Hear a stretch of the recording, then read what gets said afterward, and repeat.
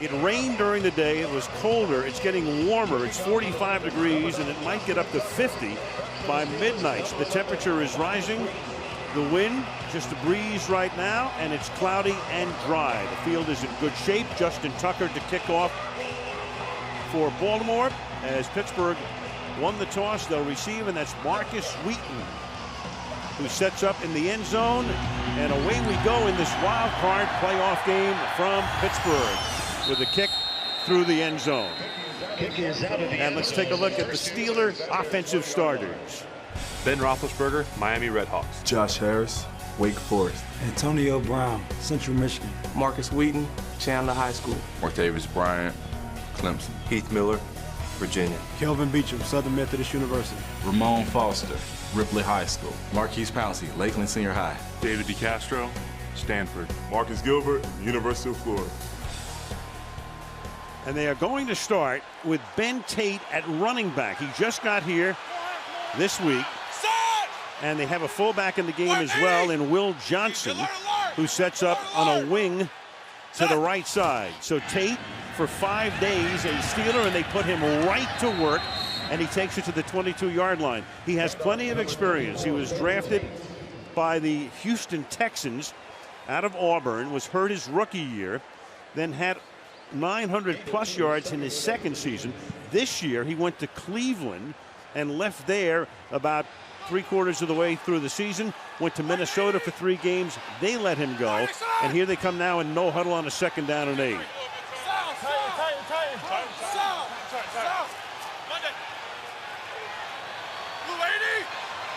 So Roethlisberger is spreading it out.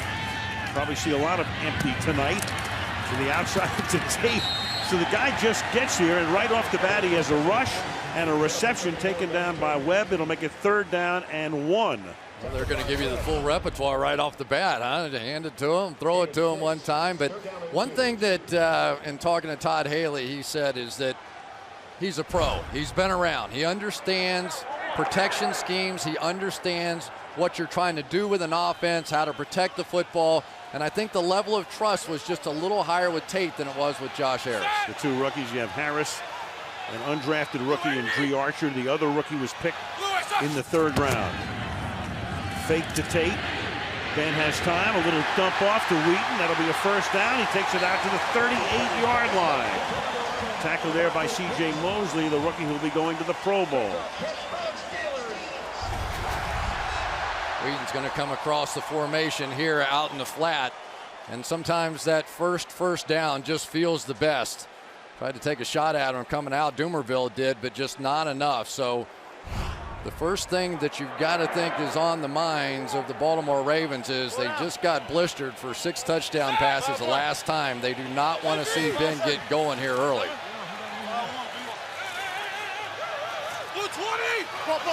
Two minutes into the game, the ball is at the 37-yard line. Tate again.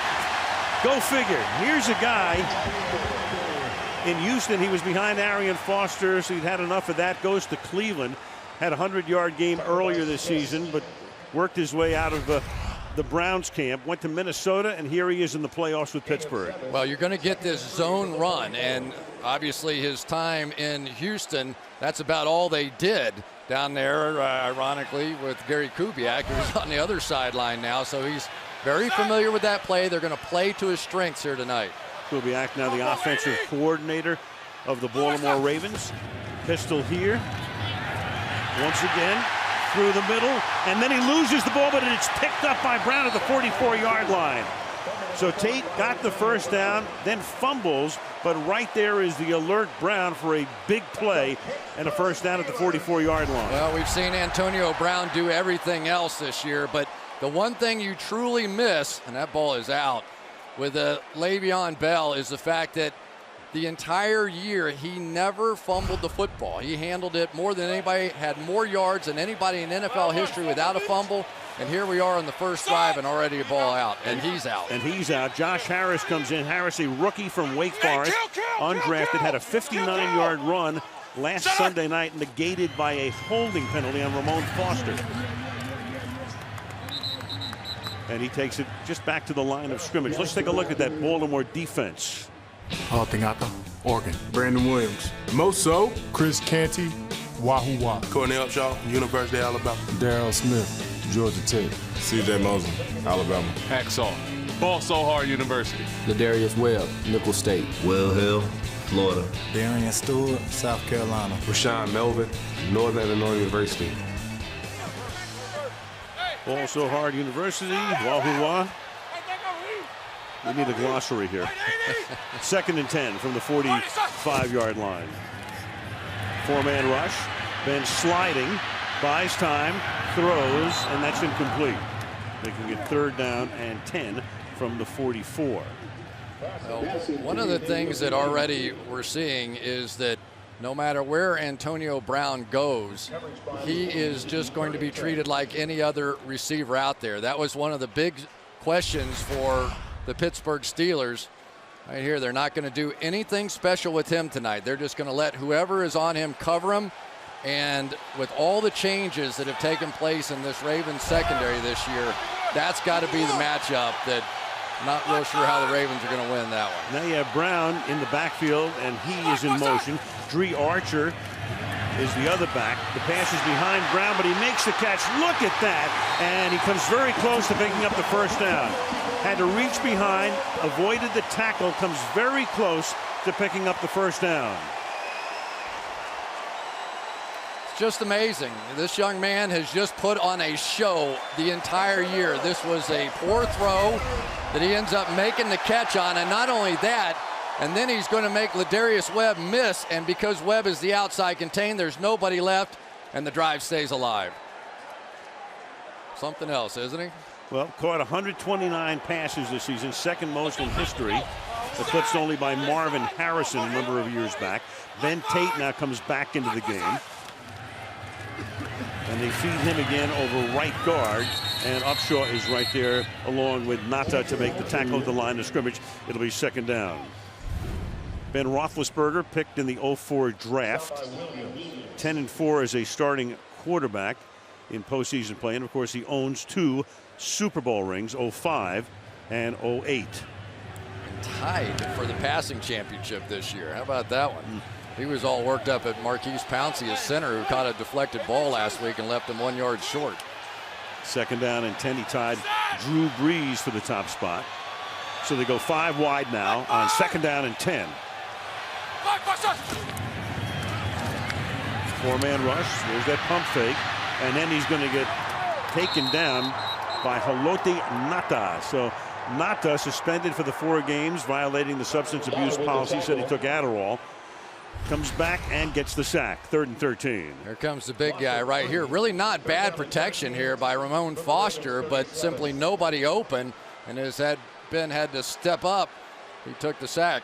There's Brown out in the flat, but Ben never looked that way, and had Courtney Upshaw on him, I do believe. But that big guy being back is a huge difference maker, because now you can't step up in the pocket. Yes, they have the outside rushers, but now with Nata, he doesn't allow you to step up and make a throw. You saw it there. 3rd and 13.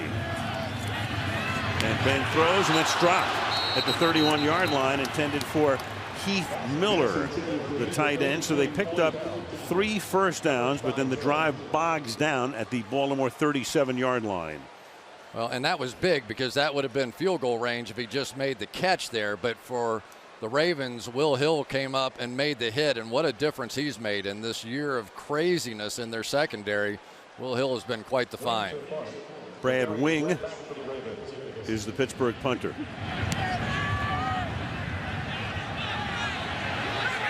And it's going to bounce at the 5 and take a good Pittsburgh hop, and is down at the 7-yard line by Ross Ventrone. Baltimore coming out, starting deep in its own territory in Pittsburgh. From the 7-yard line, here is Baltimore's first offensive play. The running back is Justin Forsett, one of the best stories in the league this year. Flacco off the play fake to the deep outside, and the pass is incomplete, intended for Torrey Smith. Joe Flacco in postseason play, 9-4 as a starting quarterback. Of course, he won the Super Bowl, had that 4-game run. So you want to be a millionaire times 120? Yes. All you do is throw 11 touchdowns and no picks and take the Lombardi Trophy home. He was as good as he could possibly be. And there's Gary Kubiak. What a difference he's made for this team this year. They scored 89 more points this year under Kubiak than what they did last year. Franchise record for points. Whoop. And Flacco falls down. Trip on his way back, but holds on to the ball at the 3-yard line, setting up a 3rd down and long. Steve McClendon made his presence felt right away. He pushes Jeremy Zuttah right back into Joe Flacco. And now they're not even in a comfortable punting position. Look at that extension there by McClendon. One of the keys of the game, according to John Harbaugh, was could Zuttah handle McClendon inside? And on the first try, Nasser. Yes, he made a big point of emphasizing that to us last night. Zuttah picked up in a trade with Tampa Bay to solidify the middle of the line in the offseason, and now Flacco escaping and running out of bounds at the 12-yard line, chased out there by James Harrison. So at least he gives Sam Cook some room to punt. Look out. We might have a storyline developing here. We have the big guy James Harrison against the rookie James Hurst, having to play because of the injury to Eugene Monroe. 2 young players, John Urschel at right guard. They had to move Marshall Yanda out to right tackle. Can this Ravens offensive line hold up? And that was not a good start. So Antonio Brown, who does everything. Last week we saw him return a punt, 71 yards against the Bengals in the game that determined the AFC North champion. Cook's punt is a line drive kick. Good distance. And bounds out of bounds at about the 40-yard line. And that's where Pittsburgh will take over after a 49-yard effort. From the 40-yard line, Josh Harris is the running back. Roethlisberger throws to the outside. Caught by Brown. Gain of 8 yards. Run out by Webb. Now the question is, as you look at Le'Veon Bell, not playing tonight, obviously, what about next week, if there is a next week? If they go to Denver, you think he'll be ready by then? I get the feeling that it's a pretty good chance. They had him on the treadmill running up to 10 on that for an extended period of time, which I wouldn't want to try in a healthy state, but they think that running straight ahead he's fine. Now the question comes down to how much does he trust it moving laterally. He would get the extra day because the game would not be played until next Sunday. Here's Josh Harris, and Harris will take the ball to the 47-yard line. Harris is a guy who wasn't drafted, and then he tweeted out after the draft. He thought he'd be picked maybe between the 4th or 6th round, and he really got on his coaches at Wake Forest for bad-mouthing him. A couple of assistant coaches said that's not the case, but he felt that was the reason at Wake Forest that he didn't get drafted, wound up going to the Dallas camp, and then he hooks on with Pittsburgh. He's on the practice squad, and when LeGarrette Blount left here about a month and a half ago, they brought him up to the active roster. He can run, Al. I was watching him in practice the other day. He runs under 4.5, so if he gets in the open field, tough to catch him. To the outside, but he can't go anywhere this time. Number 99, Chris Canty. Been around a long time, 10 years in the league, makes the tackle. Yeah, it's good to have some of these defensive linemen back in here. And here's in the inside going right there is Chris Canty coming back off of that injury. But now you get the whole rotation going with the exception of Timmy Jernigan, who's hurt out here tonight. Tell you the other guy inside that is just playing great football right now is their nose tackle, Brandon Williams. So this front is awfully tough for the Ravens. Dre Archer is now in the backfield. That's Archer number 13, drafted in the 3rd round. Flare him out. Pass goes to Martavis Bryant. Bryant gets a nice block and then is forced out of bounds at the 41-yard line. Martavis Bryant, a rookie out of Clemson, picked in the 4th round last spring. What an interesting play this is. Watch these guys out here just wait. They're going to catch it, and then it's almost like a sweep to the outside. You get Pouncey coming out in front and giving a little shot right to the face of Anthony Levine. But that was a design play there by Todd Haley. That was interesting. I haven't seen that one. 3rd and 5 at the 42-yard line. Tate back in. So they're rotating all 3 backs to this point. Tate stays in the block. And then the pass is caught as Bryant adjusts and makes the catch. Got position on Webb and hauls it in. Martavis Bryant.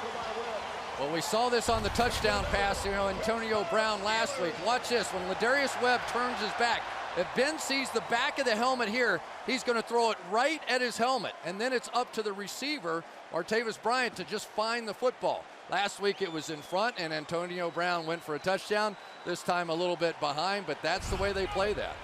Josh Harris comes back in. Well, Bryant was inactive for the first 6 games, but he has really come on. 8 touchdowns in the last 10 games. From the 20. Then in the pocket, he'll dump it off. Harris. And Harris will get the ball back to the line of scrimmage, the 20-yard line, with 3.5 to go and a scoreless opening quarter. Well, Heath Miller's a tough guy right here, but you get Terrell Suggs going, and it is ball better come out of there fast. And actually, the Pittsburgh Steelers don't really want to even throw screen passes Suggs' way. They think that he kind of has a tip on whatever their verbiage is at the line of scrimmage. He has made them look bad in the past, so they are going to be very, very careful. Everything tonight so far has been away from Suggs with that screen game. Suggs 12th year in the league and a dozen sacks this year. And here is Archer, and Archer gets swallowed up before he can get to the line of scrimmage. And there is Mr. Suggs. Well, there's no question that Ray Lewis is going to the Hall of Fame, and then Ed Reed will follow. And this guy should be in 5 years after he retires. One of the best players in the league, and this is almost not fair. Now you get the same tight end block. Watch him throw Miller out of the way. And Dre Archer weighs about 170 pounds. I think when he saw Heath Miller flying out there, he went, uh-oh.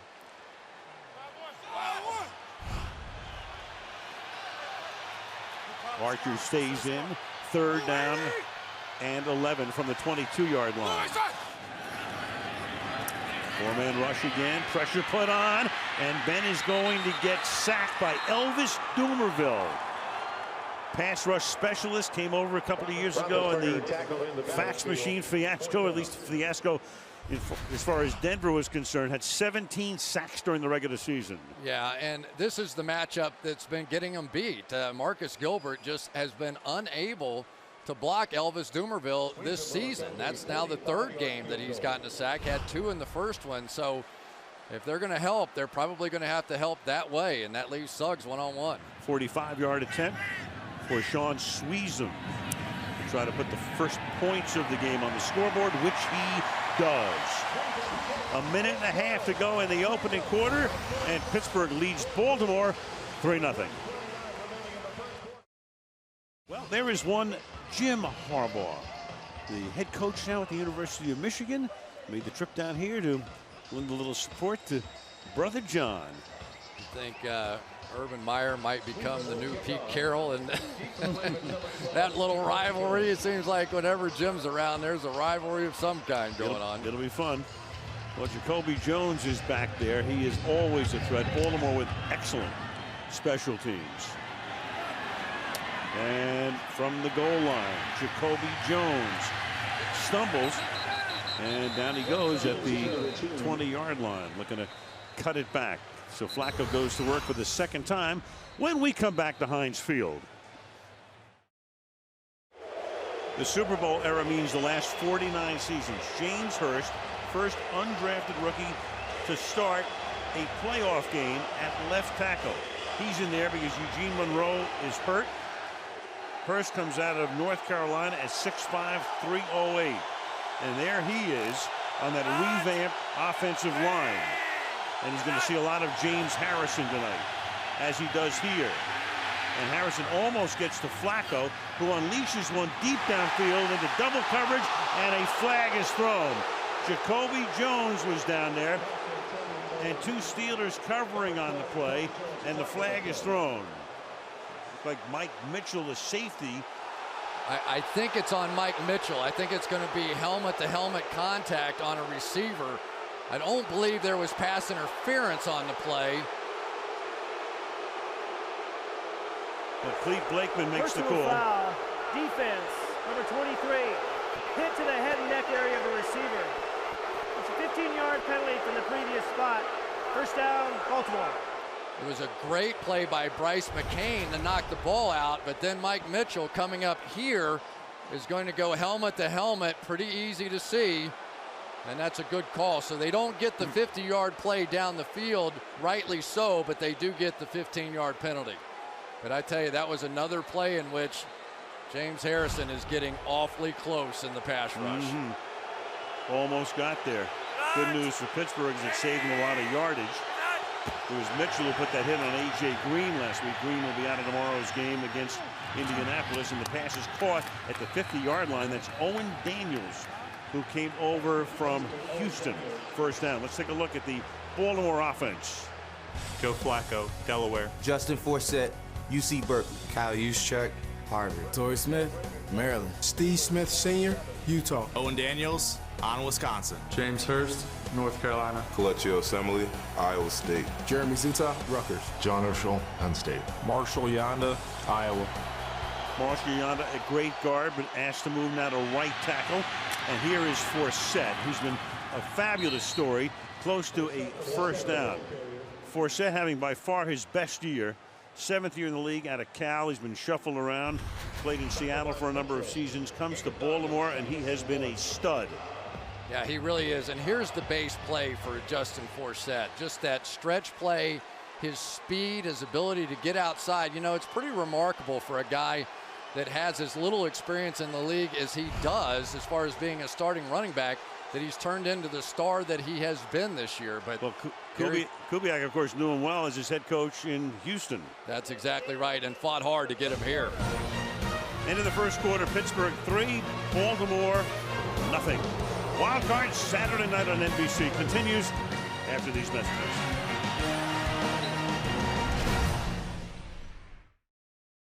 There with the camera is Mr. Dan Rooney. In front of him, his son Art, and they give it to Forsett as we start the second quarter, and Forsett takes it to the 35-yard line. The Pittsburgh defense.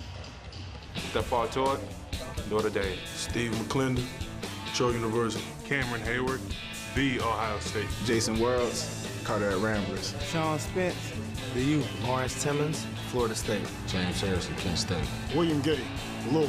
Troy Polamalu, University of Southern California. Mike Mitchell, Ohio University. Bryce McCain, University of Utah. Flacco throwing over the middle, and it's going to be close to a first down for Owen Daniels. As he gets the ball to the 26-yard line, Spence and Harrison converge on the tackle. I tell you, I can't be more impressed with Marshall Yanda, who's playing right tackle in this game. He is, my opinion, it's not even close, the best guard in football right now. They have some injuries, and they asked Marshall Yanda to kick out to right tackle, and he's getting the job done out there. And Jason Worlds had a big game last week against the Bengals. He's going to need a big one tonight. And here goes Forsett taking the ball to the 19-yard line. Justin Forsett, I mean, he was close to being out of football after last season, played at Jacksonville.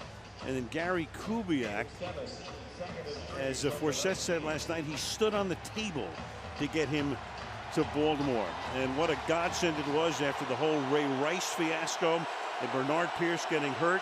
This guy has come in and had a spectacular season with 1,266 yards and a 5.4 average, tops among running backs in the league this season. Here he goes again, exploits the hole and sets up a first down and goal. Tackled by Polamalu. 7th round pick by Seattle. Mike Holmgren was there in 08, cut after opening weekend. He went to Indianapolis. Tony Dungy was there. That was Tony's last year, cut after a month. Re-signed to the practice squad. Started 7 games for Seattle, was a backup there. Texans played all 16 games in 2012, then to Jacksonville, and then this year comes to Baltimore, and he is the man. They wanted him to come in as a 3rd down back. He winds up being a 3-down back. He plays on every down, 1st and goal. And Flacco throws that one out of the back of the end zone. Pressure put on by Cam Hayward. It'll be 2nd down and goal. One of the things that the Steelers had success against the Ravens on last time was bringing pressure up the middle, which draws the offensive line in, and then getting pressure off the edge. So expect to see Dick LeBeau using a lot of that strategy. He would loop like James Harrison or Jason Worlds inside and then be able to get pressure on Flacco. 2nd down and goal. The running back is Bernard Pierce. He gets it. And Bernard Pierce gets into the end zone for a touchdown. Kelechi Osemele with a block to spring him through the middle of the line. And so the Baltimore Ravens, they take 4 minutes to go 80 yards, 5 runs, 3 passes, touchdown. All of these guys out here, and they go right behind Marshall Yanda, now playing tackle. And basically, he was called the compass by Mike Tomlin. He said, you know where they're going to run the ball in key situations. It's going to be behind Yanda. It was there. Pierce gets the touchdown. Pierce had 2 touchdowns on the ground during the regular season. Tucker for the point after. And 2.5 minutes into the second quarter in this wild card playoff game, the Ravens lead the Steelers 7-3.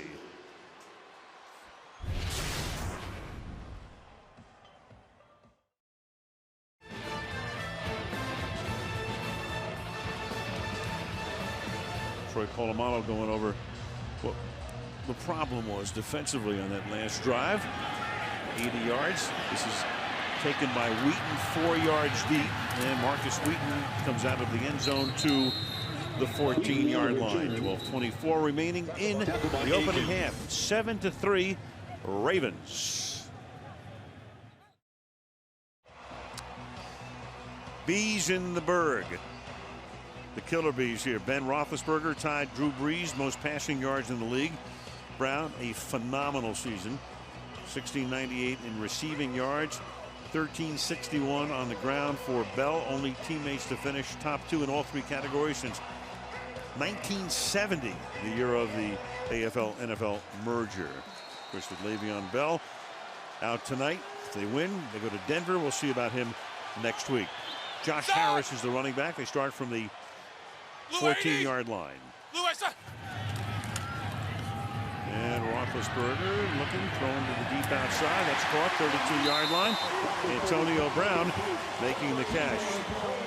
A little surprised at how easily Baltimore ran on that last drive against Pittsburgh's defense. Well, especially when you consider you've got 2 rookies in the game on that offensive line, and you've got your best guard moved out the tackle. You say, okay, you're coming in here and you're playing against Pittsburgh. It's going to be a tough day, whatever. But once they've established that, once they've established their running game, all the bootlegs, all the play action, that's when their big plays come for Baltimore. One thing about this field, by the way, it used to be in pretty terrible shape late in the season, but it's been re-signed and actually in very good shape right now. From the 32-yard line, Roethlisberger off the play fake, throws, low throw, hits the ground. All of the Ravens there to help the officiating crew. Webb covering, it'll be 2nd down and 10. Well, Darius Webb has a little bit of a reputation for jumping routes, and I guarantee you, Todd Haley is up there saying, oh, you're going to play this one that closely, huh? Let's see if we get a little double move. I think some of the crowd thought that was a good catch. We're going to want to see as many angles of that as they possibly can. Well, Roethlisberger now with it ruled. Nope. Oh, no, it hits the ground, clearly. Won't convince the crowd, but well, Tomlin, pretty obvious. Tomlin can challenge. You've got now a takes its first timeout. Yeah, that timeout was not because of that play. You could see Ben saying, I couldn't hear you. I couldn't get the signal. And so that was why they had to take the timeout. Roethlisberger this year.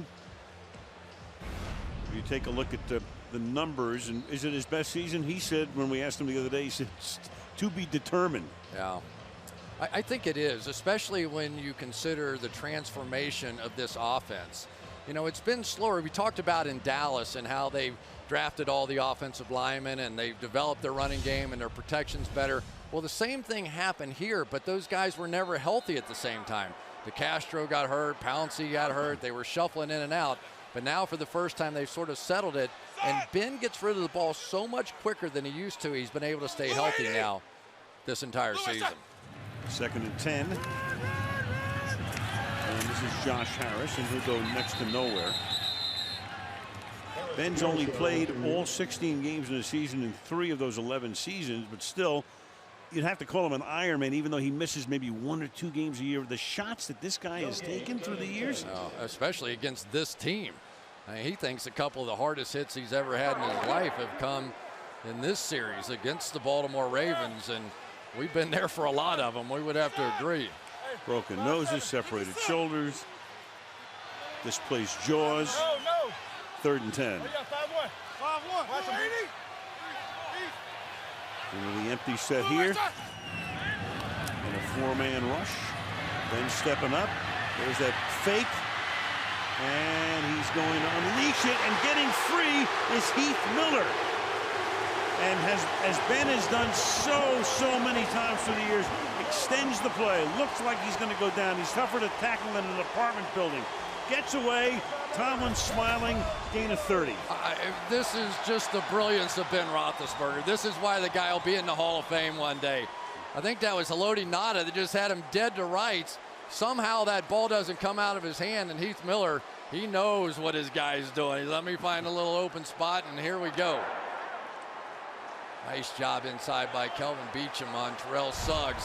Not a big guy, but certainly a guy that I think has played great football at left tackle, 6'3".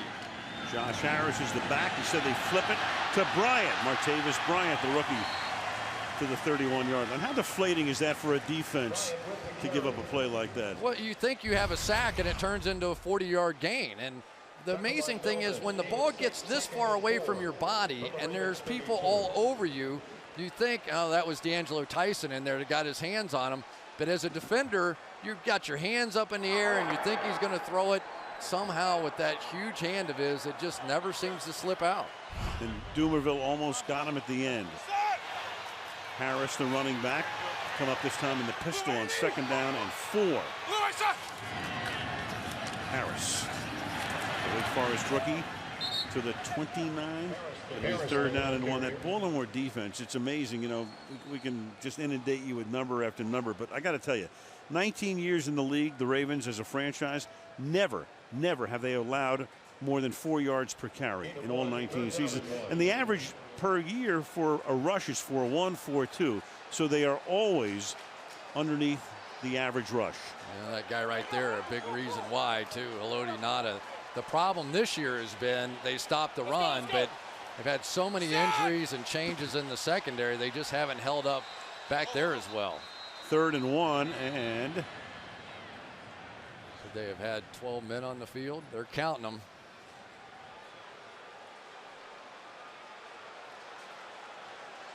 2, 3, 4. Let's see. 6, 7, 8. Nobody can sneak off there is either. No foul on the play for 12 men on defense. So we're 11 in formation. Please reset the play clock to 25 seconds. That's a little embarrassing. Yeah, well, somebody saw a double. Yeah, maybe they just counted Ngata twice. It's possible. Easy to do. Here we go. Now you get big Ben Tate in there. He could really earn his money converting a few first downs for this team. He's already carried 5 times for 17 yards. Take it to him. And Ben's going to go deep and caught for a touchdown by Brown. But he's pushed out of bounds. He's pushed out. Brown looked like he was going to come down with it, but then he was pushed out of bounds. Incomplete.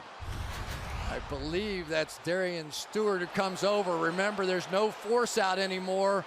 That foot is definitely out of bounds. Great job by Brown trying to get his feet down. He realized what was about to happen, but they're on that 3rd down. They go for it all and just miss. 3rd and 1. They changed the rule a few years back. You used to be able to call it a force out and a completed pass. They changed the rule. No such thing right now. Brown is out, and Sweezum is in to attempt a 47-yard field goal. Don't tell me now we get it. Well, it's a 4th and 1. Well, if they have 12 men now, that is a killer. That is a major killer. 12 men in formation defense. That means 5 yards. Yardage is enough for a first down, Pittsburgh.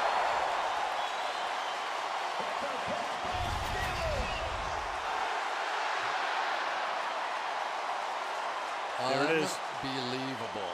Al, every night before a game, I assume every team does this, They make you stand up in the room. They make you say, basically, all right, who's on the field goal team? Who's on the field goal block? And you stand up and they count to 11 and make sure that 12 don't go in. And for it to happen once and then it not be a foul and then get caught again, ridiculous. The old special teams coach John Harbaugh, you saw him counting and knowing they were guilty. Then the pass over the middle, a flag is thrown as Ben Tate takes a shot, gets it to the 19-yard line, and that is Rashaan Melvin, who is down on the grass. Flag down. Are they going to call helmet to helmet here on a defenseless? Well, Melvin gave the shot, but he's the guy who comes up. Personal foul. Defense, number 38. Hit to the head and neck area of a defenseless player. Penalties half the distance to the goal line from the end of the run. First down, Pittsburgh. Melvin the penalty, and he's the guy who gets injured. And they cannot lose another corner. First down when we come back at the 9-yard line. First down and goal right now. Kaysen comes into the backfield, and Roethlisberger will get slung down for a 10-yard sack by Brandon Williams, making it second down and goal.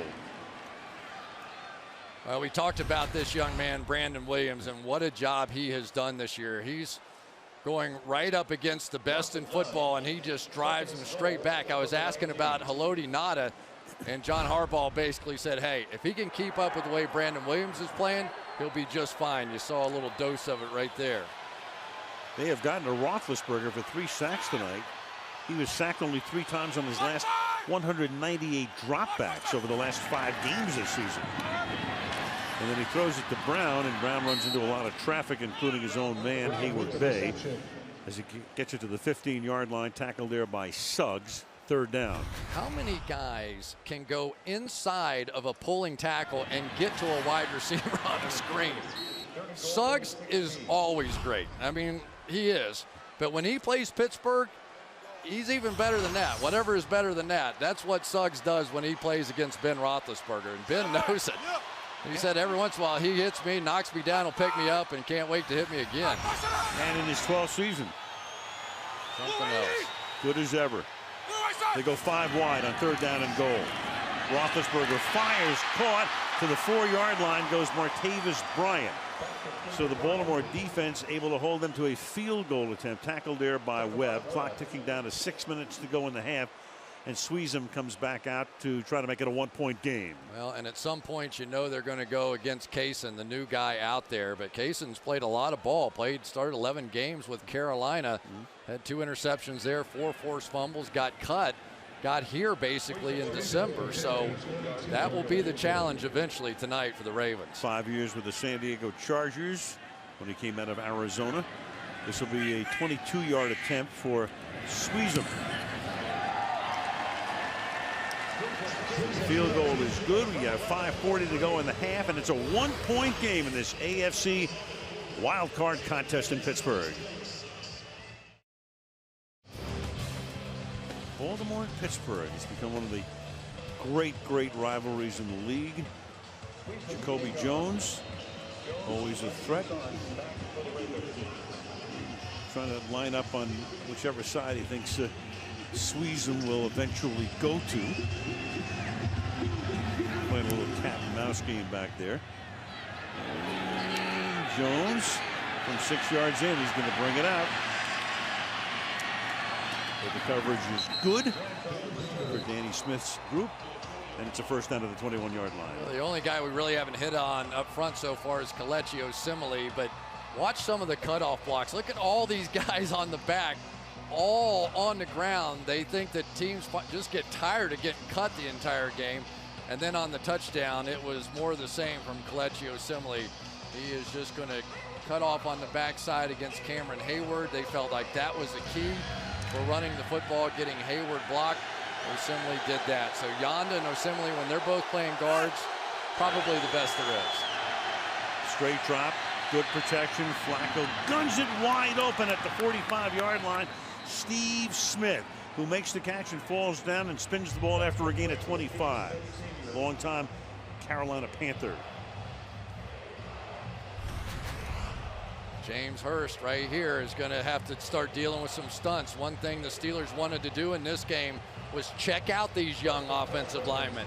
Can they handle different stunts, different blitzes? And that time they're starting to work the ball down the field. When they can run it, their passing game and big plays really start to open up. Smith, big free agent pickup, as was Forsett. Pass to the outside, caught. Kamar Aiken, short game. Let's check in with Michelle. Well, Ravens cornerback Rashaan Melvin, who leveled Ben Tate on the Steelers' last drive, went right to the locker room. He's being evaluated for a concussion. As you mentioned, Antoine Cason, his replacement for now. All right, thank you, Michelle. So we'll keep an eye on whether he's able to return or not. Melvin, there's Harrison, who started the year retired, then was brought back in October. 2nd down and 6 from the 47-yard line. Here goes Forsett. And Forsett finding room to the 45. Well, last year the Ravens were 29th in the league, and a couple of flags come in. You get, in fact, 3 of them on the field. And Cleve Blakeman will give us the call in just a minute. Jason Worlds was in the middle of that action, the Pittsburgh linebacker. Personal foul, unnecessary roughness. Defense number 93. Yep. Penalties 15 yards to the end of the run. First down, Baltimore. Very little down when you see 3 flags within 4 yards of each other. Right there's the action, and you see Worlds with a little. Oh, there we go. Yep. The very last one. The first one was okay. The last one was no, and that's what happens so many times. It's the reason you hear coaches say play to the echo of the whistle, because a lot of times defenders get really frustrated with those extended blocks. Blitz coming, and it's picked up, and Flacco going deep and incomplete. Smith running out of room. William Gay covering on the play. Ravens 29th in the league offensively last year. Needed to make some changes in that regard, and they brought Gary Kubiak in, who got fired last year as the head coach at Houston. Meanwhile, Jim Caldwell was running that offense last year, but it worked out pretty well for Jim, too. He'll be coaching the Detroit Lions tomorrow in Dallas. Yeah, no question. But I think the biggest thing is the way they've developed this running game. They averaged 3.1 yards per carry, which is laughable last year, 4.5 this year. 2nd and 10, a little stumble there. Flacco, and the pass is incomplete because James Harrison almost got to him. Forces the errant throw. It'll be 3rd down and 10 for the Ravens. Well, the theory is you leave a tight end over there to help James Hurst, but you don't want the tight end right there, Owen Daniels, blocking James Harrison either. So, you know, if you're going to put him over there, you kind of need to double team him. Well, I tell you what, I can't believe that James Harrison has been able to come all the way back. Lost about 30 pounds from when he was playing in Cincinnati. It looks like he did 5 years ago now. 5.5 sacks this season. Played about 2/3 of the year. 3rd down and 10. And Flacco, nice pocket throws, caught. Daniels to the 11-yard line. Another first down. Troy Polamalu making the tackle. Gain of 19. Working against the Pro Bowler Lawrence Timmons down the field right here. And this is just a one-on-one route. Timmons very athletic, but look at the route run. Gets down into the break, arrows out quickly, and Flacco knows exactly what he's doing. You're starting to really see him get a feel for Owen Daniels, who came up with a big play last week to get this offense jump-started when they needed it against Cleveland. From the 11-yard line. Forsett to get pushed back after a gain of 1. Clock at 3.5 minutes to go in the opening half. You know, we're so used to Troy Polamalu making what the Steelers like to call splash plays. But this year, not many splash plays. No sacks, interceptions, just not a lot of stuff happening that he has been known for, and been known for especially in this series. Remember him jumping over and getting the sack and the interception return for a touchdown, and has done so many great things in this series, but not so much here tonight. Memories. 2nd and 9. Flacco hit as he throws after pump faking, and that's incomplete. Cam Hayward put the heat on it. It'll be 3rd down and 9.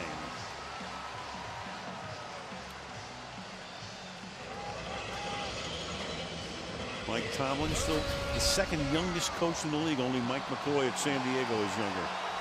Right there, Cameron Hayward, who has really come on this year. Tied for the lead with Jason Worrell with 7.5 sacks.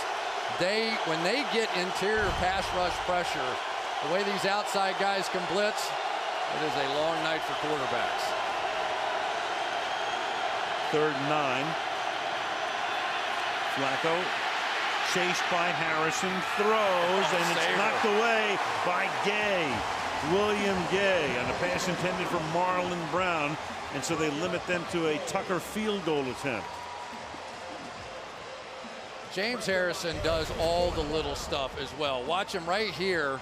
He is going to not only take care of Owen Daniels, give him a shot going down the field. So now he's 3 yards down the field, but then chases Flacco out. But that was a spectacular play that time by William Gay. That's a touchdown if it gets over his head. 28-yard attempt by Justin Tucker is good. 2:42 remaining in the first half in Pittsburgh. 10-6 Baltimore. LeBeau. There's the definition of lifer. Hall of Famer.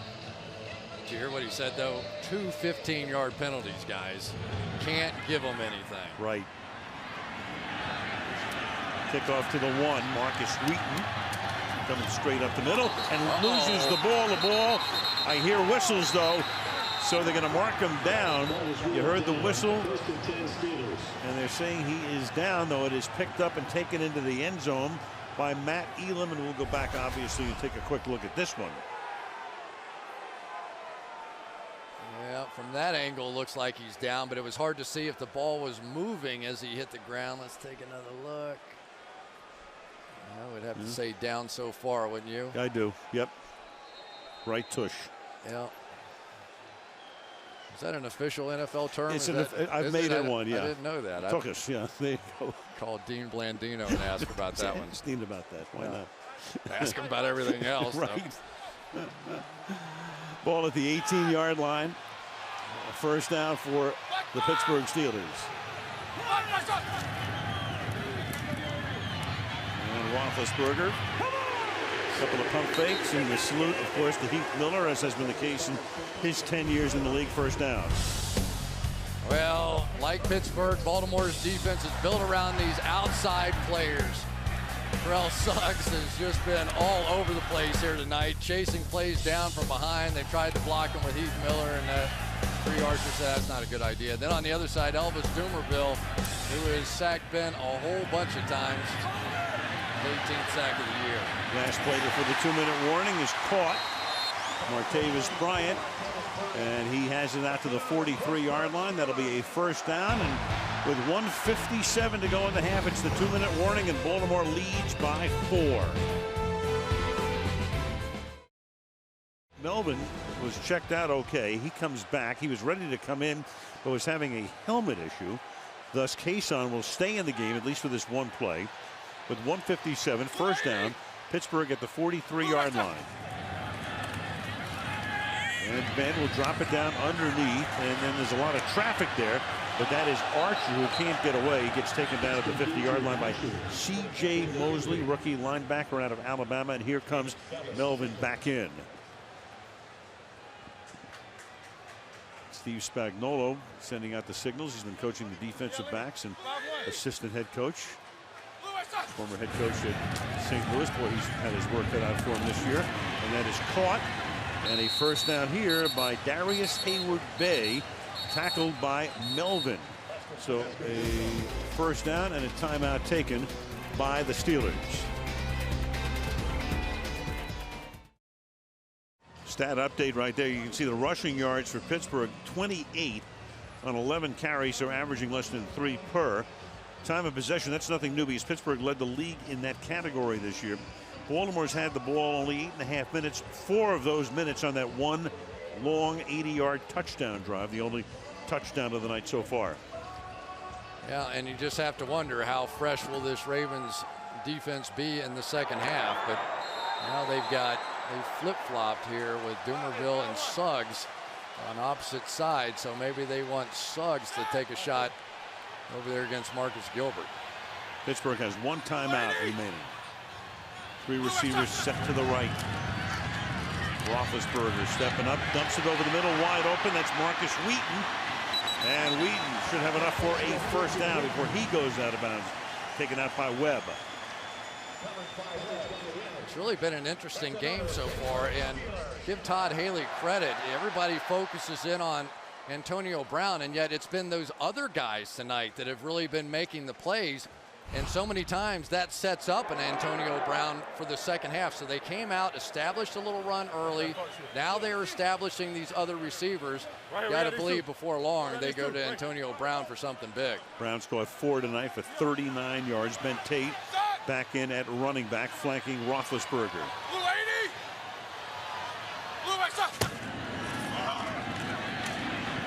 Roethlisberger stepping away. And then throws low and incomplete. Pressure was put on. Bryant, the intended receiver, 2nd and 10.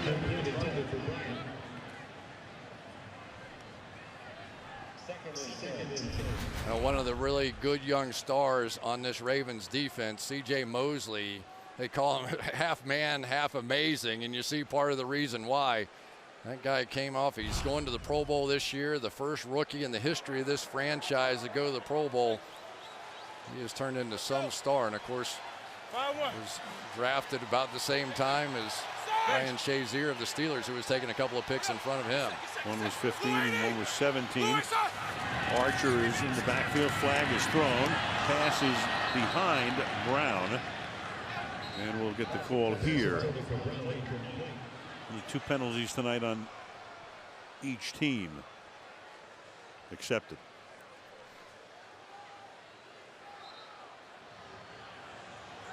And you've got Pernell McPhee. Ben gets involved here. We'll get the call from Blakeman. I think they're saying 2 guys moving at the same time prior to the snap. Illegal shift. Offense. 2 men were moving and never got reset prior to the snap. 5-yard penalty. Replay, 2nd down. That'll move the ball back to the 38. Here it is. Once you have one guy go in motion, the other guy cannot be getting set. He stepped up to the line of scrimmage there, and you can't do that one. 68 seconds. 5-1. Hey, 5-7. 3rd down and 10.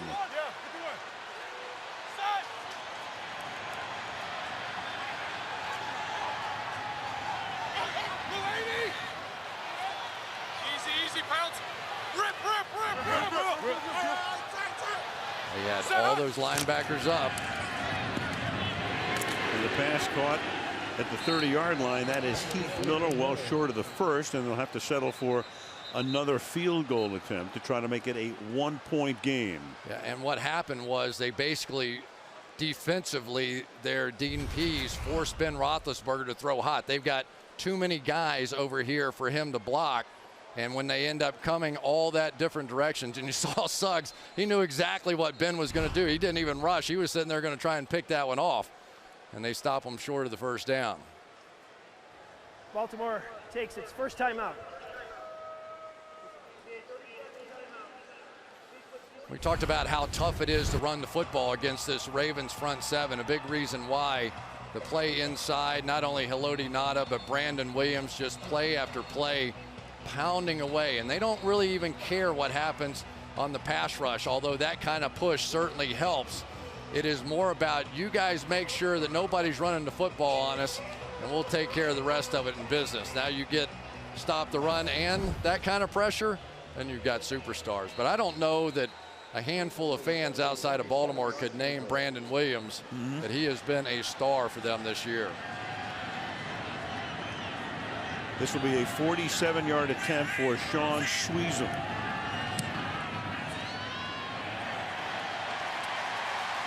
And that's perfect.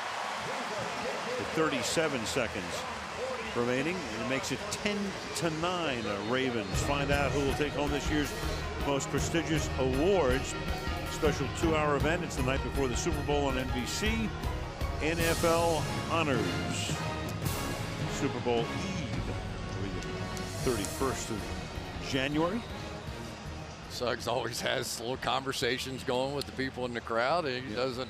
He enjoys this game. He and Haloti Ngata, two of the bigger jokesters in practice, but by the time they hit the field, they are ready to go. But so far this game tonight, as it is often when you play against the Ravens, you can move the football when you get down in the red zone, right? And then you've got some issues. Number 2, I believe, in the NFL red zone defense. Not all those have been red zone plays, but they'll let you move it a little bit, and that guy can move a lot.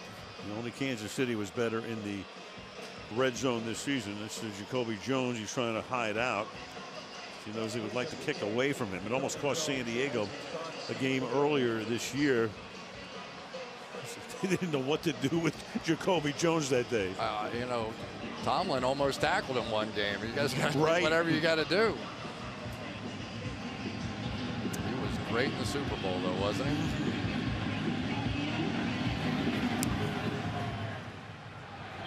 And Sweezen will send it 8 yards in, and that won't stop Jacoby Jones. He had a 108-yard run back in the big game. And he gets tackled this time at the 16-yard line by Shamarko Thomas with 32 seconds remaining. And Baltimore has a couple of timeouts if they so choose. Yeah, tonight, you know, we always get the inactives before the game. And one thing we noticed was that there were a lot of linebackers and defensive backs up for the Pittsburgh Steelers, probably because Jacoby Jones is such a threat. 10 defensive backs, 9 linebackers. And now the field position is bad, so they're not going to use those timeouts. They'll just kneel down. They're going to get the ball to start the second half, the Ravens will. And the teams will go to the respective locker rooms in a game where if Baltimore wins, they go to New England next Saturday. And if Pittsburgh wins, they will go to Denver next Sunday in the second round of the playoffs. And we are officially at halftime. I have to say, in my opinion, the story of the first half was the play of the secondary of the Baltimore Ravens. 6 touchdown passes against them the first time they met. These guys have just found a way, and I mean, they have had 7 different corners start this year, 5 different safeties, and yet against this same team, minus Le'Veon Bell, I understand that, but they have not given up the big plays, and that was the difference in the first one. Baltimore with 18 guys, 18 on injured reserve. Pittsburgh has 3. Squeeze him to kick off. And Jacoby Jones has been held in check to this point. See what he does here. 8 yards in. He's coming out again. And this time the coverage very good again. Ross Ventrone is there. Let's go to Michelle. Al, John Harbaugh, I was happy with his defense holding the Steelers to 3 field goals, and he told me simply, field goals are not going to beat us. As for Mike Tomlin, not too concerned about the pressure on Ben Roethlisberger. He called this a classic Ravens-Steeler game. Nip and tuck it, he said, someone's going to break the dam, and it's got to be us. All right, thank you, Michelle. Somebody with a splash play. Splash play, that's all we heard about, wasn't it? Could be offense, defense, special teams, could come from anywhere. Pass incomplete over the middle, intended for the tight end Owen Daniels, second down. You know, it's been interesting for me to watch Justin Forsett right here. Watch him come in here and take on Lawrence Timmons to make the play. You know, he played with Aaron Rodgers at Cal. And he said, yeah, I'm only 5'8", but at Cal, if you didn't block for Aaron Rodgers, you never got on the field. So they train pass protection all the time, and he's pretty good at it. For sure. Spent 1 year there when Rodgers was at Cal, and then he falls down, does Flacco. That's happened a couple of times tonight, and that ends that play as Polamalu comes in to swallow up the ball carrier, and it will be third down. This offset nose right here, Steve McClendon is just giving Jeremy Zuttah all kinds of problems. Now that's a tough block. He has to try and reach to that side, but they are really forcing these stretch plays out wide, and Troy Polamalu flying through and making the plays. Maybe we'll see him flash a little bit for a splash play this half. 3rd and 14, and the crowd really getting into it right now, sensing a punt, and perspective, good field position. Forsett leaves the backfield. Flacco, quick throw over the middle, caught by Smith. To the 28-yard line goes Torrey Smith, who's been quiet tonight, and then a big first catch for a first down. Gain of 16 on a 3rd and 14. Antwon Blake playing way off because of the 3rd and 14, but he has to make the tackle. Nothing wrong with playing off, and Joe Flacco gets that thing out of his hands so quickly, knowing the pressure was coming. You just have to make the tackle there. One of the things they wanted to do this year, one of the reasons Flacco was only sacked 19 times all year, pass to the outside. That's taken by Juszczyk for a gain of about 7 yards. The fullback going out into the flat and making it second down. Let's call it 2, gain of 8. You know, Troy Polamalu there tried to jam the receiver off the line of scrimmage, and in talking to Joe Flacco, he says sometimes Troy wants to do so much that he'll void a zone, and that time the flat was his zone. Now, it wasn't a big play, but it did create an opportunity because he tried to do something extra. 2nd and 3, and stopped a couple of yards short. Will be Justin Forsett. Upcoming will be a 3rd down and 2, and that's Yanda who goes down, gets slung down, and gets up a little ornery. This time it's the big guy inside, Daniel McCullers, who, when you see him in practice, about 6'7", about 350 pounds. He is a monster out there inside these nose tackles tonight. Have really made some plays. 3rd and 2 from the 37-yard line. Flacco going deep for Smith again. He got a flag down. And so Smith, who was shut out in the first half, that time covered by Antwon Blake. 2 flags on the play. And they're about 17 yards apart. No question about the pass interference on Blake, so that's going to be at least 1. Now let's see if something's going to offset that. Yeah, the other one is back about 6 or 7 yards past the line of scrimmage.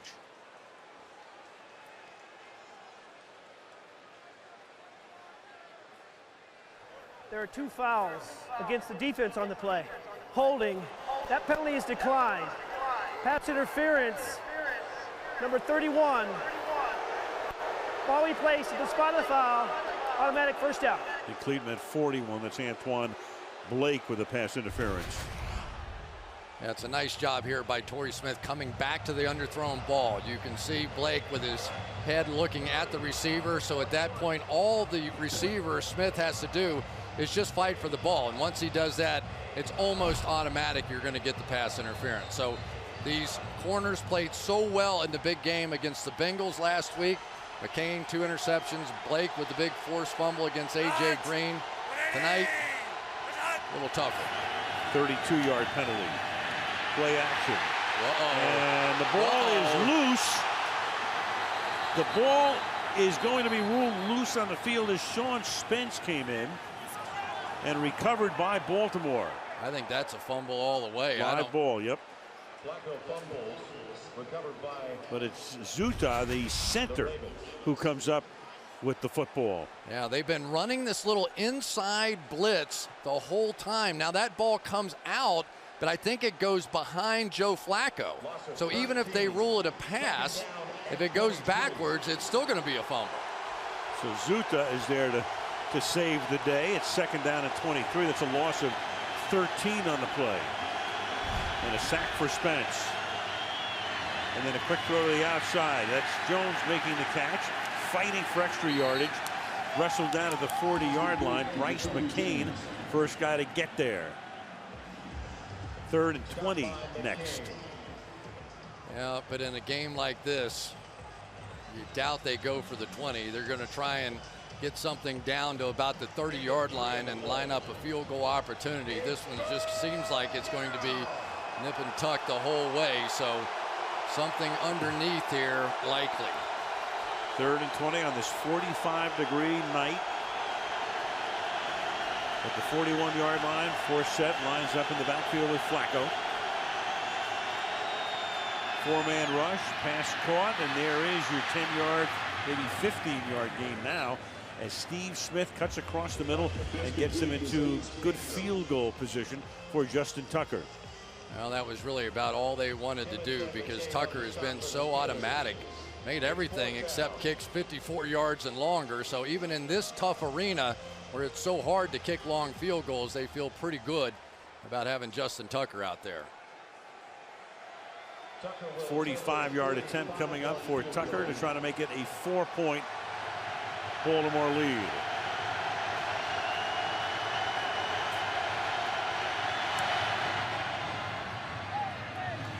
And he does, and that's the way the first drive of the second half ends. 10:06 to go in the third quarter. 13-9 Ravens.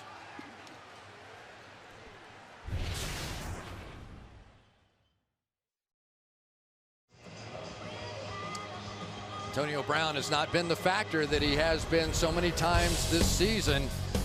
They have been getting a lot of pass rush. Let's start there, but it also has been a little bit of Ladarius Webb, who has been unafraid to get up in his face, challenge him, get a little physical, try and take him out of the game, let the pass rush do the rest. Here's the one opportunity Brown had, and I thought he made a mistake on this play by jumping for the ball. He really had a chance to turn around, keep his feet on the ground, reach up for it, and make that catch.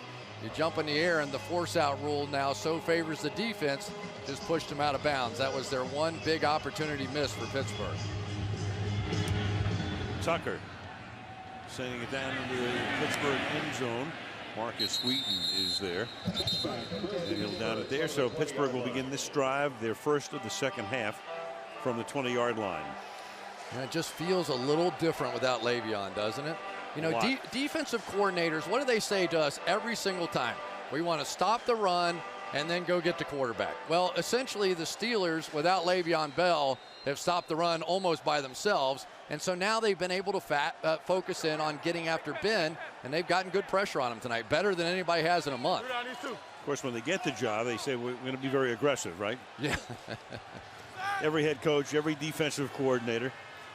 They go 5 wide, the Steelers do, as they have on a lot of plays tonight. And then set up the screen to the right side, but that goes nowhere. Archer. Those linebackers for Baltimore, the 4 outside backers, they rotate the guys, mainly Suggs, though stays in there for a good many plays. McPhee and Suggs, Upshaw and Dumervil. What did Mike Tomlin say about these guys? He says, listen, Suggs is the man. He's cool. The rest of the guys are the gang. Yeah. And the gang's pretty good, too.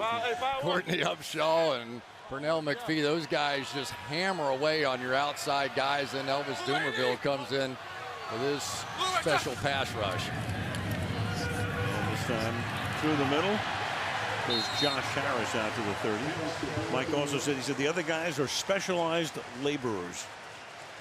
Yeah, you don't want to try an out conversation, Mike Tomlin, do you? The guy has brilliance that comes out of his mouth. I love it. He is. Every time we go into one of our meetings, you go, all right, what do you have for us? Because he always has some unique way of saying something that is the same thing that everybody else tells us the same old way. Right, right. Even the officials think he's funny. He'd be the captain of my debate team, I'll tell you that. He's pretty good. Ben Tate, the running back here, after that first down was picked up on the Harris rush. And Tate, coming into camp early in the week, had been with Cleveland and Minnesota briefly this season. Gain of a couple out to the 32-yard line. Can you imagine, though, coming in on a football team and having about 3 days of practice and saying, oh, by the way, you're the starter, go get them? I mean, all the stuff that goes in. You go to training camp in 2-a-days and you work for a month and you kind of halfway have the offense figured out. Now here, everything's on the line, and go out there and make sure you get it all right. Now, I would imagine they have limited a package for him down to probably a few stretch plays, a couple of passes. But so far tonight, the running game really has not gotten it done the way it has with Le'Veon Bell. 2nd and 7. And Ben, ton of time. Great protection. Now he's going to go deep downfield, and it could be incidental contact. There's no flag. Martavis Bryant got tangled up with Ladarius Webb, and there is no flag. The old tangled feet, but I tell you, the back judge on this one put his hand on his flag and was just trying to figure out whether or not that was interference. A little double move, against Webb, something they thought they could get. Tangled feet is what they're going to call. Let's take a closer look. That is the right call, in my opinion. He's got his head back, playing the ball. That's one the fans are going to hate, but that's the right call. 3rd and 7. The play clock is at 1. They just do get the play off. And Ben dancing in the pocket, guns one. That's incomplete at the 50-yard line, and looking for a flag there was Heath Miller, and gets none. And the crowd lets the officiating crew hear it again. Two-man coverage, man-to-man underneath, all the way across the field, and it was great. Everybody on the field was blanketed. This secondary for the Ravens has been so much better than what I expected them to be in this game. All the way across the board. Nice job. They get off the field, give the ball back to their offense. That's been the Achilles heel, though they have been playing better down the stretch, the Baltimore secondary. Jacoby Jones is back there along with another Raven. A fair catch is called for at the 29-yard line, taken there by Michael Campanaro. Flacco back to work halfway through the 3rd quarter. 13-9 Ravens. Well, these teams form a great rivalry, and these two coaches are a good part of it. John Harbaugh already in his 7th season. Mike Tomlin, who got the job at 34 years old. You look at that, each with a Super Bowl title. I mean, Tomlin, you think about Chuck Noll and Bill Cowher here for so long, and all of a sudden Mike's still the 2nd youngest coach in the league. Won't be 43 until the Ides of March. And Harbaugh, a surprising choice when he got the job. He'd been the longtime special teams coach in Philadelphia. Now Flacco's going to go deep on 1st down, and it's going to be hauled in at the 30-yard line. Steve Smith down the sideline making the catch. You know, I was thinking, watching Steve Smith make that catch on 3rd down, you might kind of wake him up here. And this is McCain, who played so well, 2 interceptions last week, but Smith has come up with so many big plays. I want to say 10 touchdowns and 9 postseason games. He is a guy that has as big a chip on his shoulder as any NFL player I have ever seen. He is just a street fighter of a guy and somebody you want to have on your team. From the 29-yard line, this pass is taken here by Smith Sr. A gain of about 5 yards. Under 7 minutes to go now. Smith coming over from Carolina, leading the team in receptions. Locker mates with Terrell Suggs, some world famous wrestling matches between those two. And it would take somebody like Steve Smith to actually have the guts to take on Suggs. From the 23-yard line. To the fullback, Juszczyk. He slammed at the 15-yard line, but is able to pick up the 1st down. Gay is there for the tackle. 1st down at the 15.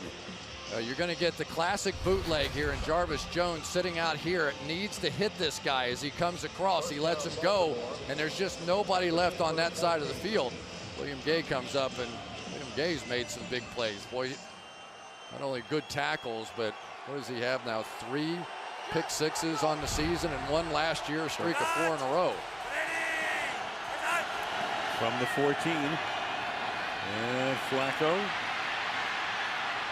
buying time. He's going to take off with it and then slides to a stop at the 8-yard line, turning nothing into a little something.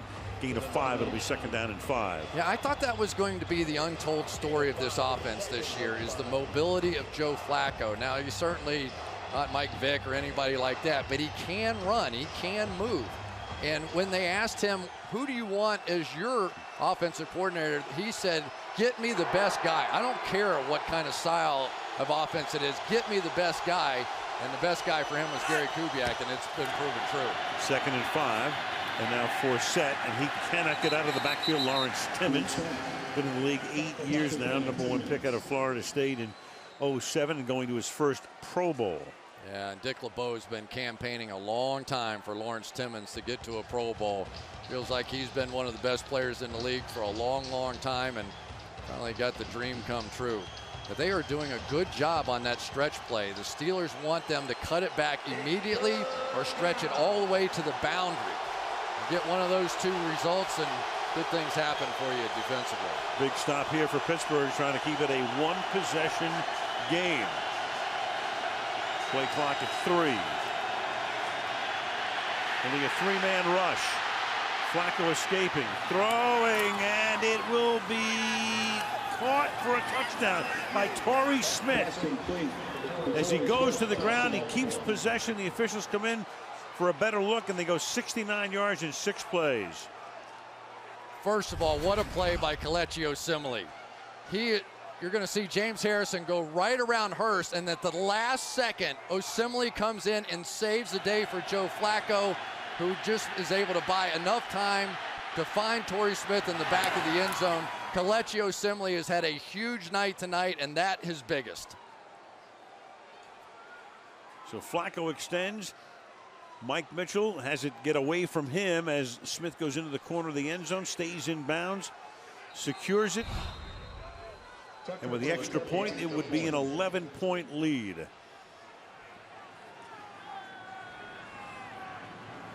And the crowd is very quiet at Heinz Field. Well, you talk about splash plays. There was a big splash play to start that drive. It was the 40-yard pass from Flacco to Steve Smith. 4:13 left in the third. 20-9 Baltimore.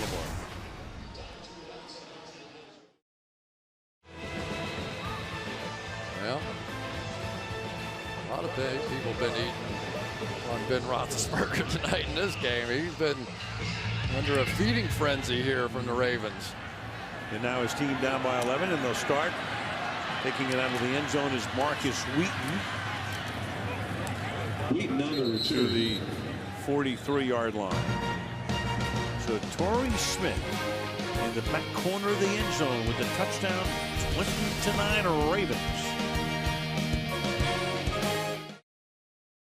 In a 2-possession game, Josh Harris is the running back, and Roethlisberger begins by throwing to the outside, caught by Wheaton. Gain of 12. You know, we're talking about the coaches, the rivalry. Still 2 very young guys. They're going to be around for a long time as well. But remember, Tomlin got the job, and then everybody said, can you find me the next Mike Tomlin, including Steve Bisciotti. People forget, too, Jason Garrett could have been the Baltimore coach before Harbaugh got the job. I would say they found the next Mike Tomlin. This guy's been pretty good. What, 6 out of 7 years now in the playoffs? And right. I think there's only been 4 teams that have been able to do that, so pretty impressive stuff. And every time Harbaugh has gotten to the playoffs, he has won that first game. Trying to make it 6 for 6 tonight. Through the middle, Josh Harris just trying to get some sort of run game going. Road wins have been so big because they've had a lot of road games because they've been a lower seeded team. Most postseason road wins in history. Landry and Coughlin with 7, and John with a half dozen. What's the old saying? Defense travels, and we have seen some defense here tonight. Now, we expect it out of Suggs and Nada, and Brandon Williams has been great. Upshaw, all those guys, but the back end on this thing, Ladarius Webb and company, they have really gotten it done so far. 2nd and 7. Play action. Dump it off. Put out in the flat. And a yard short of the first down, Josh Harris, the rookie, tackled there by Matt Elam. It'll be 3rd down and 1 for Pittsburgh. You know, and Josh Harris is a nice player. I don't want to insult him at all, but Le'Veon Bell turns a few of those into 30 and 40-yard plays, right? And in the last matchup between these teams, you saw Le'Veon Bell with about 3 or 4 conversions on 3rd down that they've been having a tough time with tonight, like here. Yeah, they go no huddle right there, and Roethlisberger has to go down to come up with a football. So now you've got a 4th down coming up. They go no huddle. They're going to be short of the first down as they spot it, about a half-yard shy. Cleve Blakeman tells us exactly how far. Ben took the snap and kind of backed up. I think he was thinking that he was going to go off to this side, but it was Pernell McPhee that shot down off the edge, and it made Ben hesitate just a bit. You could see him look out there, and McPhee just backed up Beachum right into him and stopped the play. Well, they're going to at least leave the offense out here. It's 4th down and inches. Will they indeed go for it? Will Johnson, the fullback, is the running back. Spaeth in motion. and they give it to the fullback, and Johnson puts his head down and picks up the first down. Mike Adams leading the way with a block, so they give it to the fullback, Will Johnson. First down. Well, the big guy in here, big Marcus Gilbert's going to jam it up right down, and he got movement. It's out there with Mike Adams, who has played a lot of that right tackle position as well, and Will Johnson was not going to be denied on that one, was he? How crazy was that? He carried the ball twice this season, twice, for 0 net yards. That was a big one. That was huge. At the 45-yard line, Harris back in the game. So they had Tate, they had Harris, they had Archer, and they gave it to the fullback. Gain of 2 here. Final minute of the third quarter. Boy, I tell you, Terrell Suggs rocks people that try to block him. You just see their head snap back, and you see just sort of get back on their heels, going against Heath Miller, gets inside of him, and he just kind of gets rocked back, waits on him to make the play. All those guys play that way. The Steelers sort of play that same way. Just sort of get control, come off, and make the play on the run. Blue 80. 2nd and 8. Blue 80. Ben going deep, and that one is way out of bounds. Antonio Brown covered there by Stewart, Darian Stewart. Not even close. 3rd down and 8. You know, 7 seconds. That's when you see a little frustration coming in, I think, for Ben Roethlisberger. That was a straight cover 2 defense. See Ben shaking his head? Because that's a ball I should not have thrown. You'll get a chance to see this. You're going to have a safety here easily get out underneath this thing. It's just a throw that you don't want. And I think Ben realized it at the last second, didn't get anybody else out, and just threw the thing out of bounds. But they are frustrated. They can't get the ball to Antonio Brown. 3rd down and 8 from the 46-yard line. And Ben under pressure, and he's going to get sacked. Back at the 31-yard line, Elvis Dumerville comes crashing through to make it 4th down to create a punt when we start the 4th quarter. End of 3. 20-9 Baltimore. This Wildcard Saturday night, back after these messages. December 3rd, 45 degrees at game time, but right now, the only thing that's mild is that Pittsburgh offense limited to 3 field goals, and the kick is fielded at the 17-yard line by Jacoby Jones, taken out of bounds at that spot. 7 seconds into the 4th quarter. Baltimore up by 11 in this AFC wild card battle in Pittsburgh.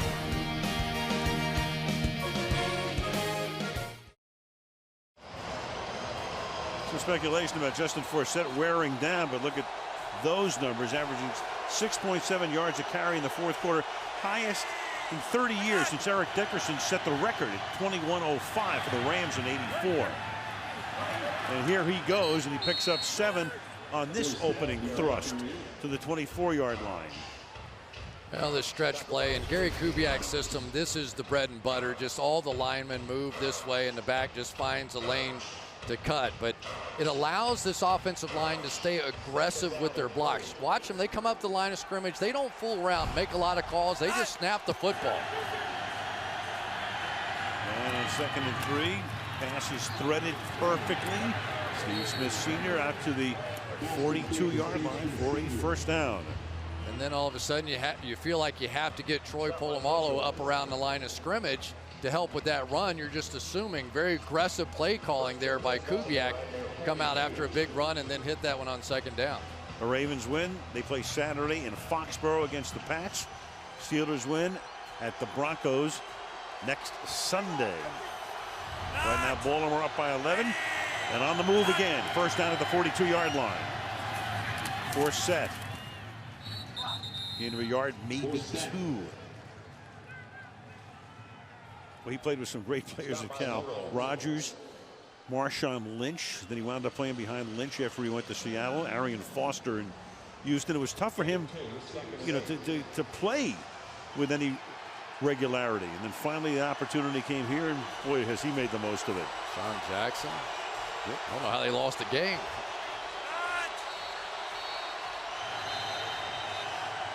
Second and 8, and a timeout is taken here Baltimore. by Baltimore. Let's go to Michelle. talking about Justin Forsett, Al, he took nothing for granted this season. He told me, I'm 5'8", 198 pounds. I've always had to do more to get people to look beyond my stature. And he said when he came to Baltimore, he didn't have any expectations about his role. He told me, I just try to stay in the present and enjoy the experience. I just keep thinking, this might be my last shot at football. Well, he's certainly made the most of this year. He had the highest average per carry of any running back in the league. He had Wilson at 7.2 and Kaepernick at 6'1", the two quarterbacks. And then Forsett at 5.4 yards per carry. You know, the other thing, Al, he had the most runs over 20 yards of anybody this year, 17. So pretty consistent. Second down and 8. And Flacco's going to go deep, and it is going to be almost picked off, but incomplete. Bryce McCain, who had 2 interceptions last week, could not bring it down. Incomplete, third down. Troy Polamalu is going to come on the blitz here, and it forces Flacco into a terrible decision. Double move on the outside, but it wasn't there at all. Almost the same exact play that McCain made a week ago, just couldn't hold on to the football. So a big opportunity there, missed for the Pittsburgh Steelers. And now every third down becomes big in a 2-possession game here for that Pittsburgh defense. Third down and 8. 4-man rush, dumped it off over the middle, and it is Forsett who's going to be a little bit short of the first down. Polamalu and Vince Williams are there. Maybe. Yeah, he's going to be, it looks like, inches short of the first down. You know, he hesitated for just a second there. They always say in that situation, just split the defenders. Don't make anybody miss. I thought if he had caught it and just split between Williams and Polamalu here, he would have had this first down. That little hesitation, that little move, and then they drove him backwards. Cleve Blakeman's going to bring the chains out, but they're going to be a little bit short. Now what? You know what? If I'm Harbaugh, I go for it. What do you do? Well, no, your defense is playing awfully well. Exactly. You want to give them the ball in midfield. This is a tough call. Well, that's maybe why I take the chance. Maybe go hard count or something like that, but well, they're going to go for it here. This is big. At least line up to go for it. We'll see if they do. I got to say, I think the way my defense is playing, I might have punted this football with an 11-point lead, but you're playing to move on in the playoffs, and somebody once said you're playing to win the game, so here they go.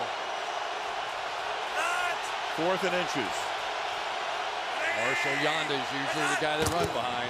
And Flacco's going to take it himself and picks up the first down. So in a quarterback sneak right through the middle, Yanda's right there as well, helping to pave the way. First down.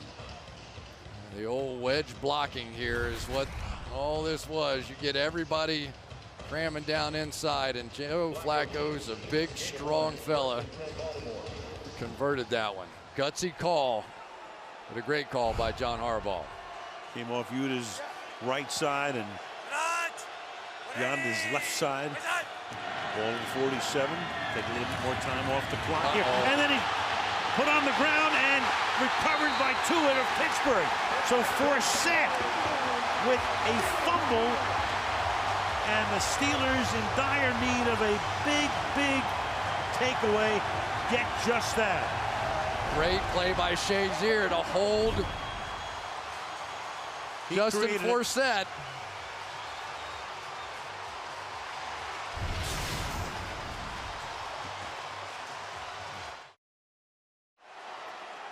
Harrison got the penetration. Shazier is the guy who was able to pull Forsett away from it.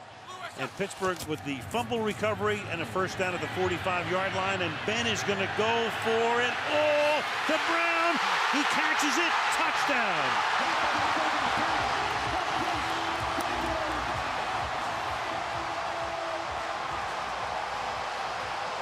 45 yards after Baltimore went for it on 4th and 1, got it. A fumble by Forsett. One play later, it's going to be a 1-possession game. It's called a Tampa 2 defense. Darrell Smith, the middle linebacker, is supposed to run down the middle of the field. But there it is, the one we've been waiting for. Antonio Brown has made plays like this all season, as has Ben Roethlisberger. Just give him a shot. And it was all set up on the other end by the play of the defense, James Harrison and Ryan Shazier. Protection rock solid.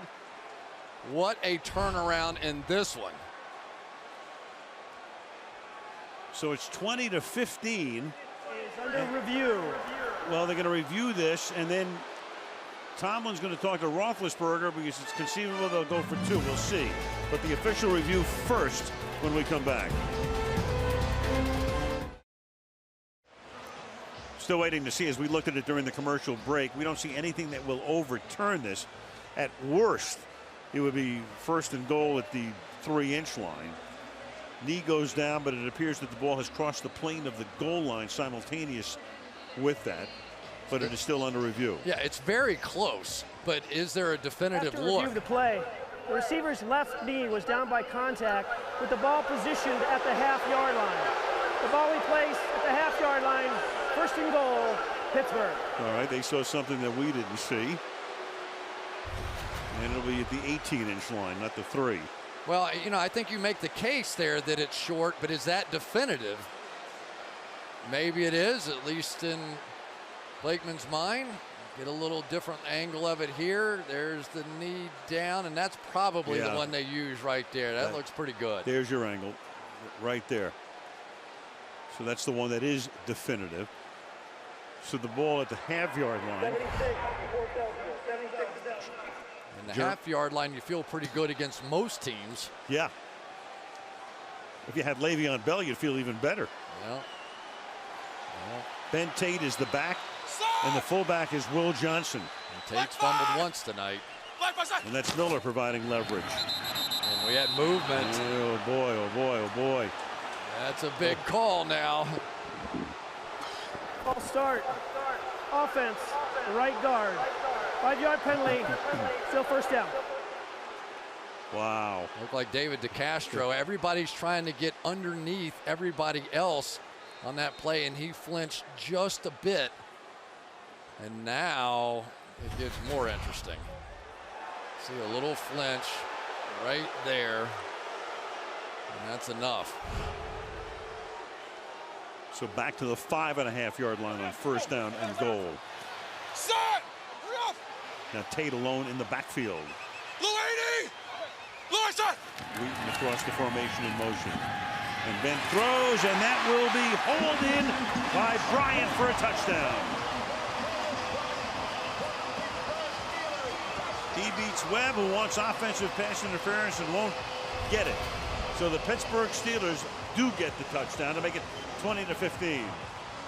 Yeah, definitely, you get a guy who's 6'4", 6'5", and he gets his arms extended. Darius Webb's going to say, I can't fight my way through that. But it wasn't a major push. Let's look at it here. Probably not enough. I think that's a pretty good no call there. I would have let that one go too. And they'll go for 2 to try to make it a 3-point game. 4 for 4 on 2-point conversions this season. And Roethlisberger looking for the deuce, and it's intercepted in the end zone. So that is Elam. That's the end of the play. So it remains a 5-point game. But still a 1-possession game with 11 minutes and 1 second remaining in the 4th quarter. Now going to bring a little motion across the formation there with Antonio Brown. Try and send him up the seam, but just floated too much there. And Elam able to make the play.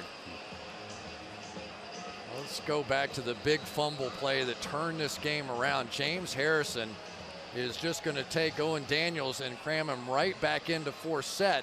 And then it is Shazier who is going to grab Forsett and pull him out of there. Now, he's allowed to do that as long as he's making an effort to get back to the ball. He's going to pull him there and then make a little lunge for the ball. So probably get away with that, but that's a judgment call by the officials.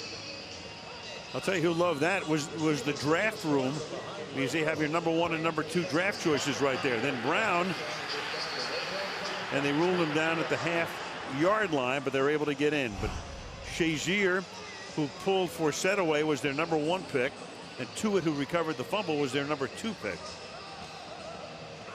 I think that was Jeremy Miles, the safety, who was sort of sneaking a peek at something underneath him and just never saw Antonio Brown coming across the back end of that. Now Jacoby Jones averaging 24 yards per return, but he's taking almost every kick 7 or 8 yards deep.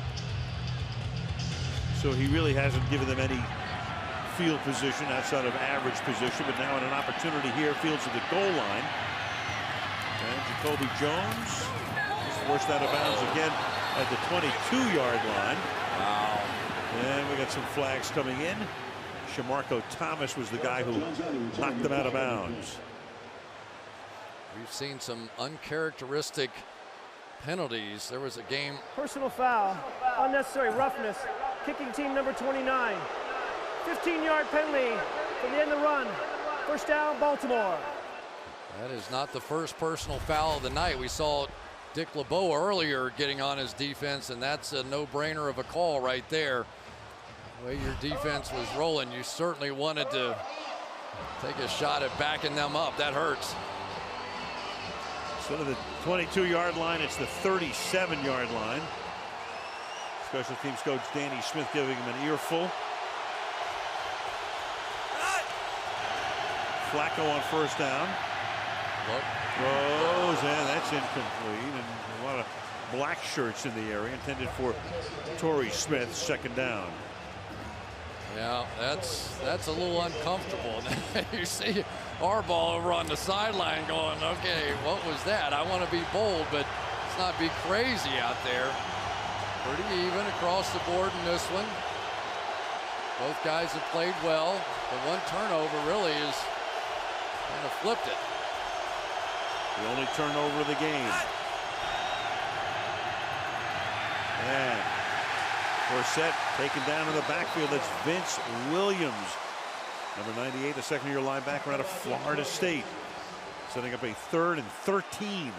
They rotate through those linebackers in there. Vince Williams, we saw Shazier make the play. Sean Spence has made some plays. 3 for 1 at that position, and now play of the game.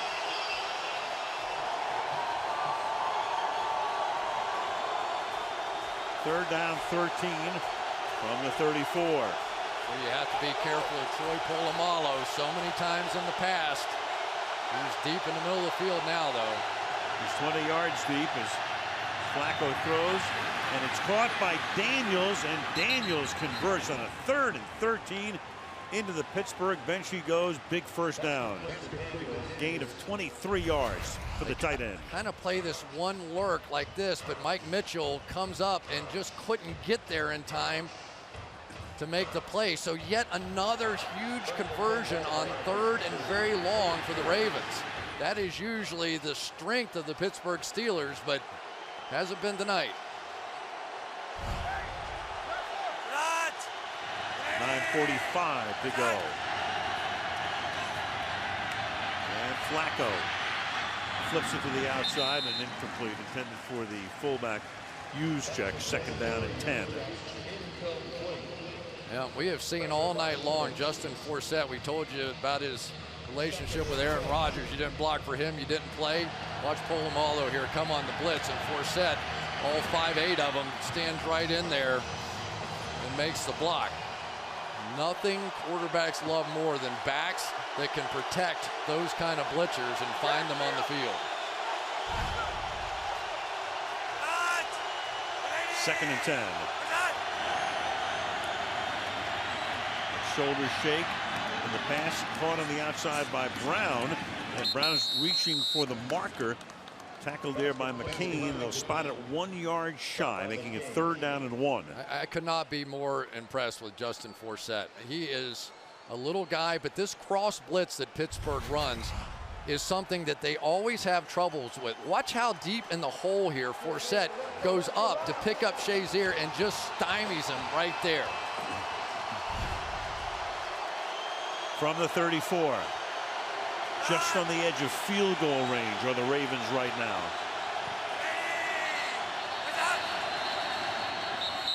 And timeout is taken by the Ravens, and that will be their second, so they're down to 1 timeout for the last 8:59 of regulation. Wonder what Tom Brady's thinking in New England right now.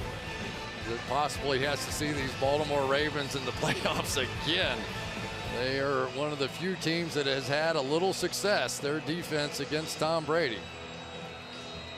Went in there a couple of years ago and beat him to get to the Super Bowl. 3rd and 1 from the 34.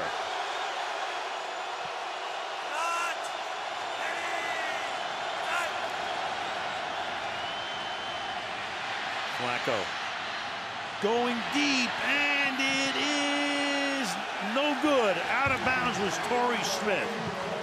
Pulled it in out of bounds. How about that call on a 3rd and 1?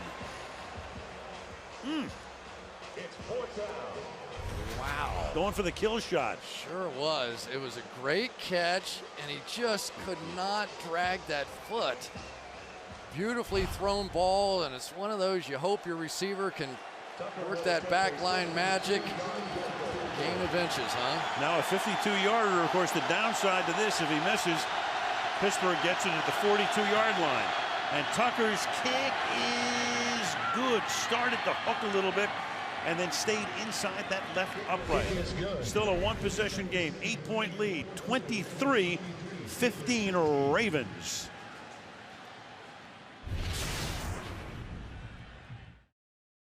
As you look at the 6 Super Bowl trophies that the Steelers have won, 4 of them in the 70s and then 2005 and 2008.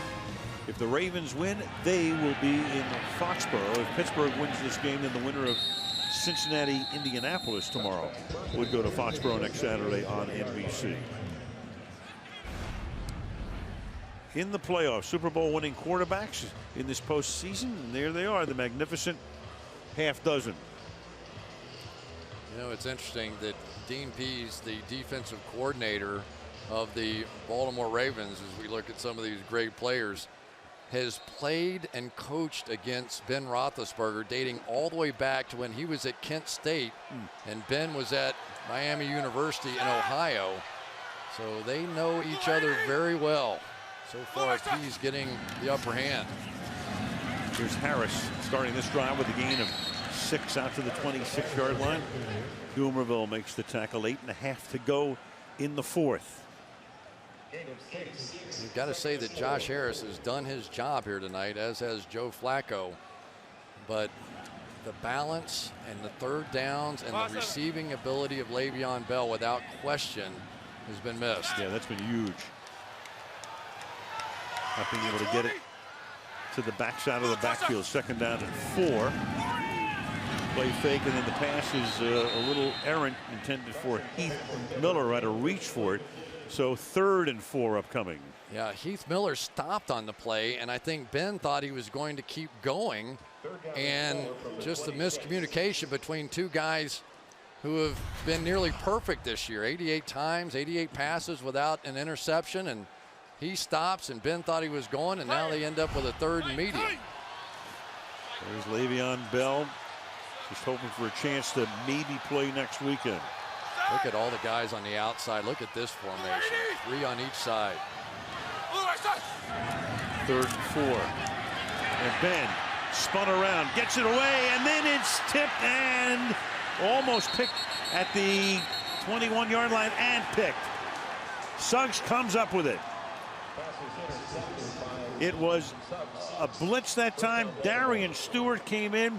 Ben got it away. It was tipped and picked off by 55. He caught it between his legs. You're going to get immediate pressure off of this. They got 3 on each side. Immediate pressure. Ben has to get rid of it. And then watch Suggs. I think he catches it between his legs. It's right there. I don't think it ever hit the ground. Splash plays. Al, did it hit the ground? I don't think it did. Amazing. First splash play with his knees. Stewart on the blitz. Tate couldn't handle it. Deflection. Amazing. Dean Pease has called a brilliant game defensively tonight. He has unsettled Ben. That's a 2nd straight series now. He got him. And reviewing it, should stand. After review of the play, the ruling on the field is confirmed. It is an interception. First down, Baltimore.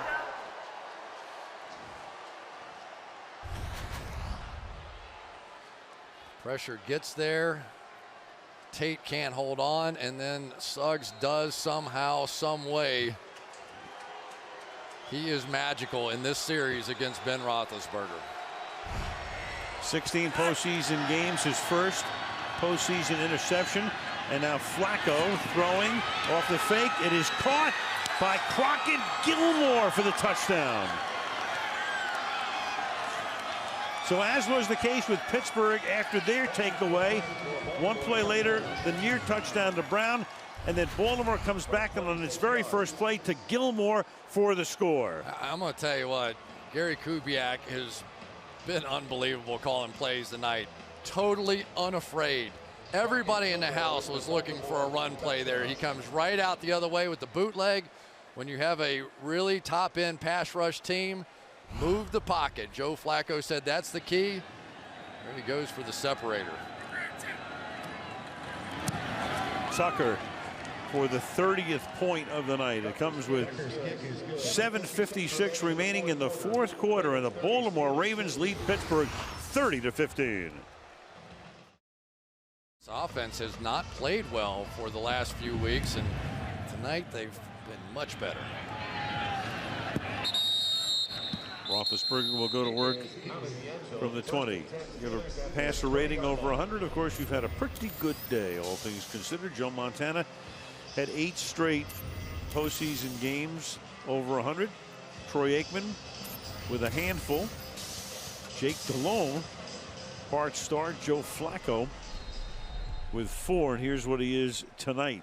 Looking for a 5th consecutive game, and in particular a terrific second half. Yeah, this team 0-3 against the Steelers in the playoffs. You know this one's extra special if they can hold on here. You got to worry about what Dean P is going to draw up. He's got them back-to-back on great blitz calls.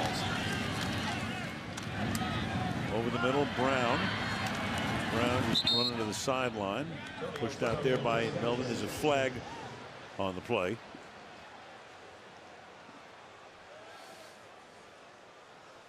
Flag of the play.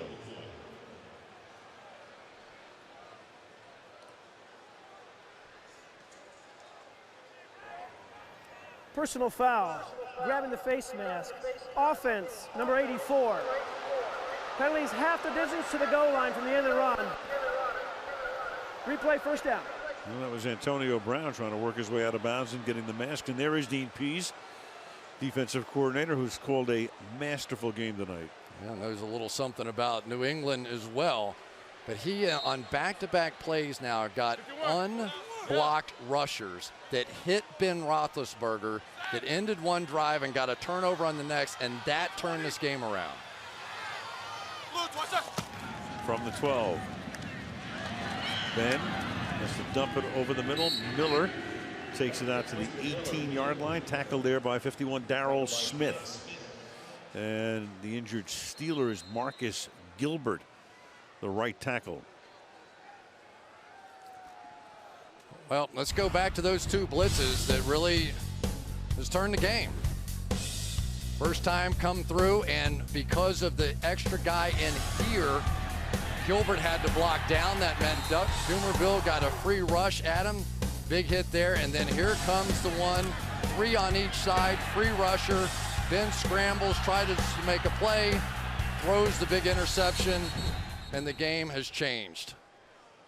All the way back to college, these guys have been going at it. Ben knew what he had in mind. He knew what he was going to see here tonight.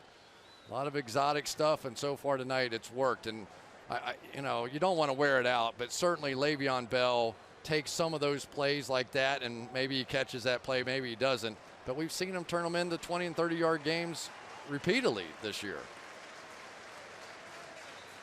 Well, you don't take the number 2 rusher out of the lineup, but a guy who caught more than 80 passes and not feel it. Yep. Mike Adams will come in to take Gilbert's spot. Check out the Gilbert injury. There he is here. Yeah, that's Pernell McPhee who hit him and Kind of split his legs apart. Mike Adams has played this year. He has 4 starts at right tackle when Gilbert was out with an ankle. But not exactly what you want to have happen here in desperation time. They have to get something going here. Ball at the 18 as play resumes. It is 2nd down and 12.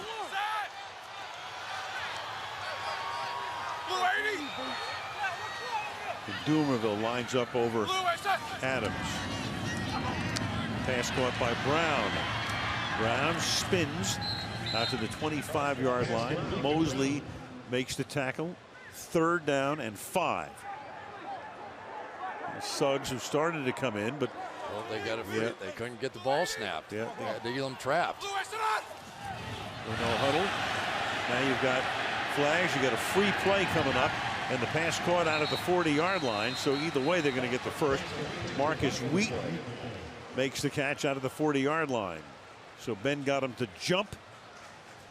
He'll decline the penalty and take the play. It'll be first down at the 40.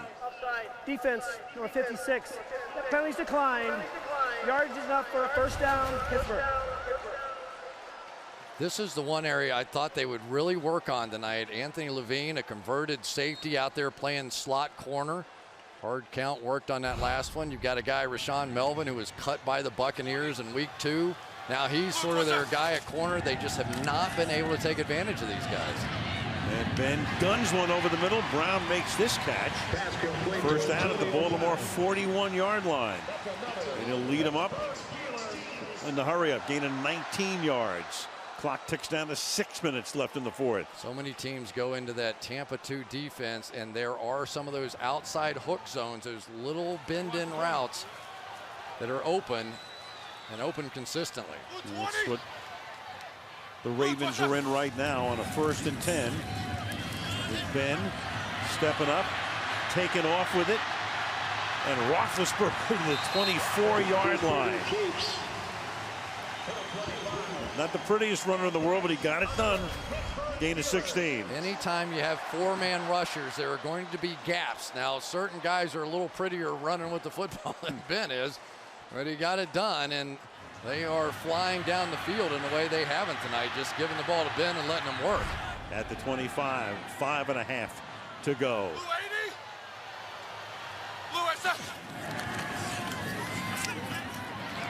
And Ben fires inside the 20-yard line, caught. Dree Archer. Gain of about 6 yards here.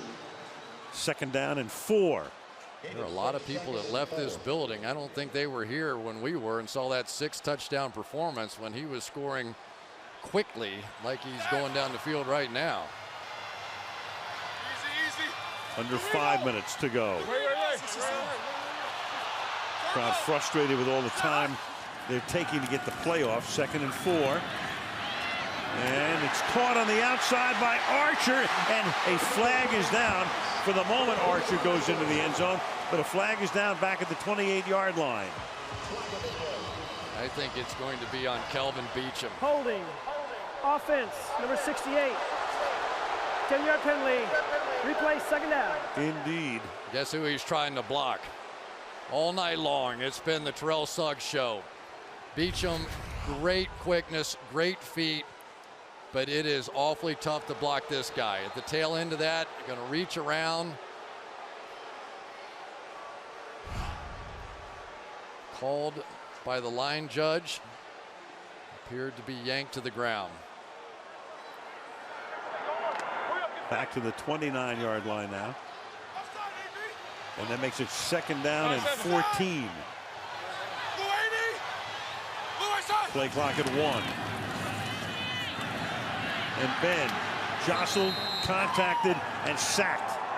Courtney Upshaw came flying through to make it 3rd down and long, and Ben still down. Oh, boy. Unless they take a timeout, he's going to have to come out for at least one play on a 3rd and 21. Going against the backup tackle, Mike Adams, who was a high draft pick, a 2nd-round pick, but really has struggled since coming to the Steelers. And oh, boy. And they do take a timeout. Pittsburgh does here to see if they can get Ben to get regathered here. Otherwise, you'd have to bring in the backup quarterback, Gradkowski, on a 3rd and 21. But this way, by taking the timeout, give him a moment, see if he can take the next snap. Shakes off the cobwebs. We've seen him do this for 11 years. And see if he gets back into the huddle. Well, we have seen him take some shots against this team, and I think the question now is, his head hit the ground. Are we going to go through this concussion protocol? And I think they are. You know, this is they don't fool around. Even if you're Ben Roethlisberger there, head goes to the ground, and he is coming off despite the timeout. And this is the way it's supposed to work, even in playoff games. Looks like the right move here. And in comes Gradkowski. So they escort him to the sideline, and Bruce Gradkowski, 9th year in the league, has a lot of experience, but not in recent times. Started 11 games as a rookie in Tampa, been with Oakland and Cleveland and Cincinnati. His brother Gino is the backup center for Baltimore. And nothing like coming in on a 3rd and 21. And there is his brother. 3rd down and 21. Hey, 5-1. Here we go. Hey. Green 18. Green 18 tonight. And Gradkowski throws. That's caught by Miller. And Heath Miller to the 18-yard line. That's going to make it 4th down and 3. And Heath is down.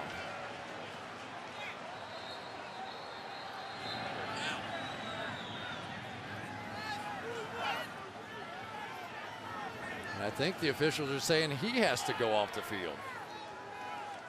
Yeah, because if they think that he is woozy, he has to go off the field, and we get the helmet-to-helmet shot, a legal version of that from C.J. Mosley. And the official looked into his eyes much like a fight doctor would, and that's sort of a standing 8 count. So we have 2 back-to-back standing 8 counts going here. Roethlisberger and Miller, and now you got Gradkowski on a 4th and 3. Matt Spaeth takes the spot of Miller. Brown goes in motion. And Gradkowski, in kind of a Walter Mitty moment, throws. Caught. Brown makes the catch. And he almost backtracked to the point where he might not have had the 1st down. But he does pick up 4 when he needed 3. And it's a 1st down at the 14-yard line. Yeah, just a moving block, really, by Matt Spaeth going out in front of Antonio Brown. You'll see him just kind of come down and get in the way and then hook it up underneath there. Nice play call by Haley, and we have had a little face mask action on the tail end of that one as well. But how about Gradkowski so far? Nothing like coming in on a 3rd and 21, 4th and 3. He converts. The ball is at the 14-yard line. And Gradkowski with that pump fake, and then throws, and reaching up for it. No, out of bounds is Martavis Bryant. Webb covering on the play. It'll be 2nd down. He'd have had this if the safety didn't come over and knock this thing out. He got his hands on the ball. A little double move there. And then Will Hill, who has been such a find for this defense. Meanwhile, Roethlisberger's coming back into the game. So he passed whatever protocol they were putting him through. Miller is back into the game, and now it's 2nd and 10. 3:04 remaining in the 4th. Ben throwing and intercepted in the end zone by Darian Stewart. They bring Ben back into the game, and his very first play is a pick. You know, he took off and ran with one earlier. You got to think probably a little groggy here. Might have had the same opportunity, but there is nothing even remotely close to open on the back of the end zone here. I mean, there is just double team. If it wasn't Stewart with the interception, it would have been the corner. So maybe Ben just not quite right on that one. And now the Ravens can play clock ball at the 20-yard line. Pittsburgh can stop the clock twice with 2:57. Give it to Forsett. to the 22. Let's check in with Michelle. Well, when Ben Roethlisberger first came off the field, he was talking to the team internist. They were having some conversations. They were also testing the strength in his neck and his shoulders, feeling around at the back of that neck to the upper part of the spine. But then he put his helmet back on and walked to the sideline as though he were ready to come in, and that's when they let him come in, Al. And they let him come back in, and the first thing is an interception thrown to Stewart. I agree with you, Chris. Maybe a little groggy as he came back in at that point. And it's 2nd down and 8. Pittsburgh conserving its timeout here for a set. They should take one here, and then they get the free one at the 2-minute warning. And they do, so it'll be 3rd down coming up with 2:08. So they have 1 timeout plus the 2-minute warning. Have a second to take a look at how the AFC is setting up. Ravens trying to win that trip to New England next Saturday. There's Cincinnati against Indianapolis, 4 against 5 in Indy tomorrow. Road to the Super Bowl will have to go through New England one way or another. They're the #1 seed. Denver #2. They'll host the highest remaining seed, meaning if Baltimore holds on in this one, the Cincinnati Indianapolis winner goes to Denver next week. 3rd and 8. Here's Forsett. And he gets taken down, so it'll be 4th down. Shazier makes the tackle. That takes us to the 2-minute warning. So Pittsburgh will get the ball back. 1 timeout, 120 seconds, and down by 15 in this AFC wildcard game.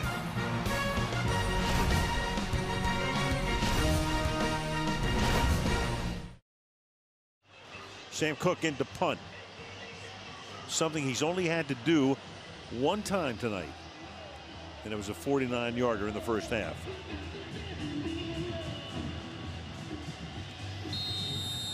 Come playoff time, you just can't count out the Ravens, can you? No. And there were so many times this year you just sort of said, okay, the Bengals beat them twice. Look out. High snap, and it is Shamarko Thomas out of the end zone. So they're going to get the ball again. They're going to get a couple of points to make it 30-17, and then a free kick is forthcoming from the 20-yard line. So it's now a 13-point game with 1:56. Well, Sam Cook is angled this way, and they've got their protection going that way, and they're still able to get their hands on the football. Shamarko Thomas, just a brilliant play. They've got this punt, the high snap, clearly a factor in there, but that should have been protected to that side because they were angled and trying to go that direction, and it was really just Kyle Juszczyk missing the block. And a good break for the Ravens to have that one go out of the end zone. Otherwise, you have a prospective touchdown. John Harbaugh saying it's never over. No. You play Pittsburgh, it's never over. Just when you think it's over, it's never over. So now a free kick from the 20-yard line for the Baltimore Ravens. Gotta think, yeah, we're going to see Antonio Brown. You get your best playmaker.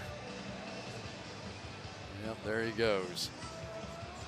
We've seen him create so much magic this year. Does he have one more in him?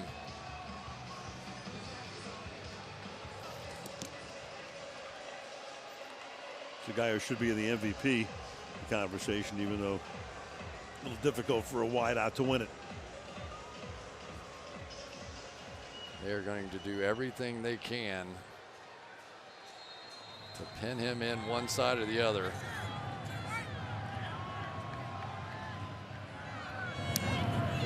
Nope. And Cook will launch it to the 15-yard line.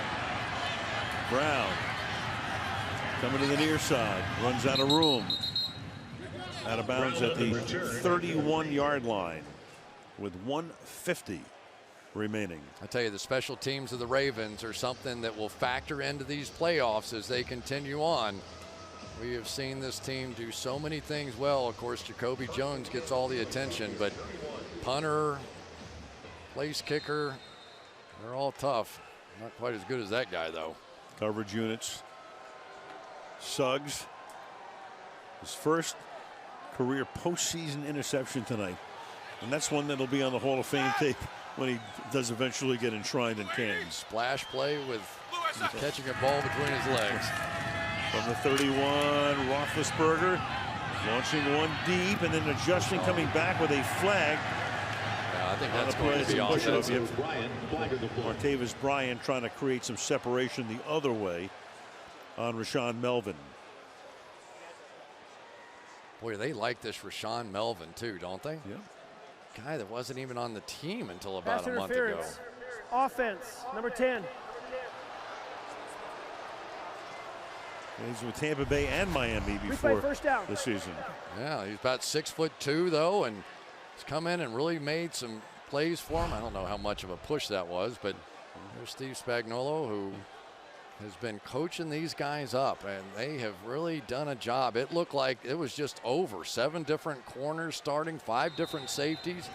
They call in Rashaan Melvin off the practice squad of the Dolphins after he was cut by the Buccaneers, and they'll add Jimmy Smith back to the mix, their best player in that secondary next year, and he's really tough. And Roethlisberger throws in one of shots taken after a gain of 17. Will Hill blasting Marcus Wheaton. Pittsburgh has one timeout. They're not taking it here, though. Second and 3. Shot. That's a Steelers-Ravens shot right there. And Will Hill, there's a guy that was basically given up on, has so many off-the-field incidents, suspended again this year, and they finally inserted him in the lineup. It just seemed like things settled down in that secondary. Pass intended for Dree Archer, so 110 and a 3rd down and 3. What he did on the field was never an issue. It was off the field. During his time with the New York Giants.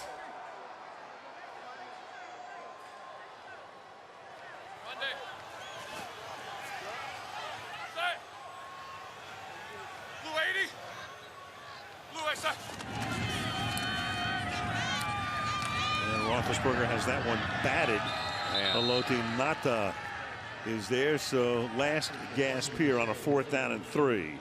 You know, David DeCastro is a heck of a player, and Haloti Ngata just waded right through him. Right here. Just going to go right through him to get to Ben, and I think he got Ben's thumb or hand or something here. He came out of there shaking his hand, put it right on his helmet. Quarterbacks have that happen to them all the time, but you know, you put Ngata back on the Ravens and you take Le'Veon Bell off the Steelers, and that switch didn't work out tonight for Pittsburgh. 4th and 3, and they do keep it alive, but then the ball is loose. Dropped by Miller, and the Baltimore Ravens are there and come up with the football. Even though the Pittsburgh Steelers say they have it, the officials say, no, you don't, and that will do it. So Miller had the 1st down, the fumble, the turnover, and now the clock can be run out by the Baltimore Ravens before they get set for a trip to New England next Saturday. Darryl Smith, the old guy on this defense. He's been mentoring C.J. Mosley, mentored him all the way to the Pro Bowl. And the word in the locker room was, let's win one for Darryl Smith. Let's let that guy go out and have a big night in the playoffs and move on. And there he was making his own play at the end of the night. And how about John Harbaugh? We talked about it before when we talked about his 6 postseason appearances in 7 seasons, and each time he has won that first game. And it's never been one and done. All he needs is Jim on the sideline. Well, he had him tonight. Well, he had him tonight. He had him on Thanksgiving one time. He had him on the Super Bowl. First 2 games in postseason against the Steelers, they had his number. And tonight, a big night for Flacco. Steve Smith catches 5 for 101. Owen Daniels had a nice night, too. He really didn't have much of a running game tonight. Didn't need one.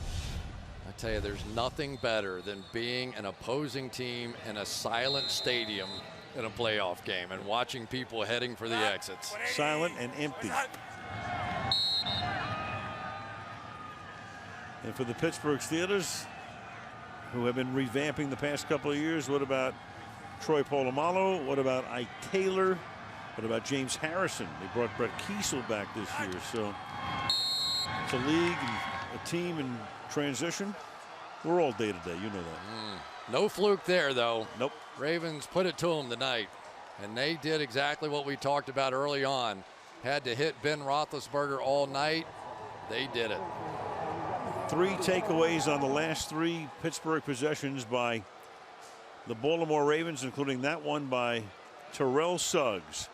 So the Ravens will move on to the round of 8 as they go to New England next Saturday. Final score 30-17.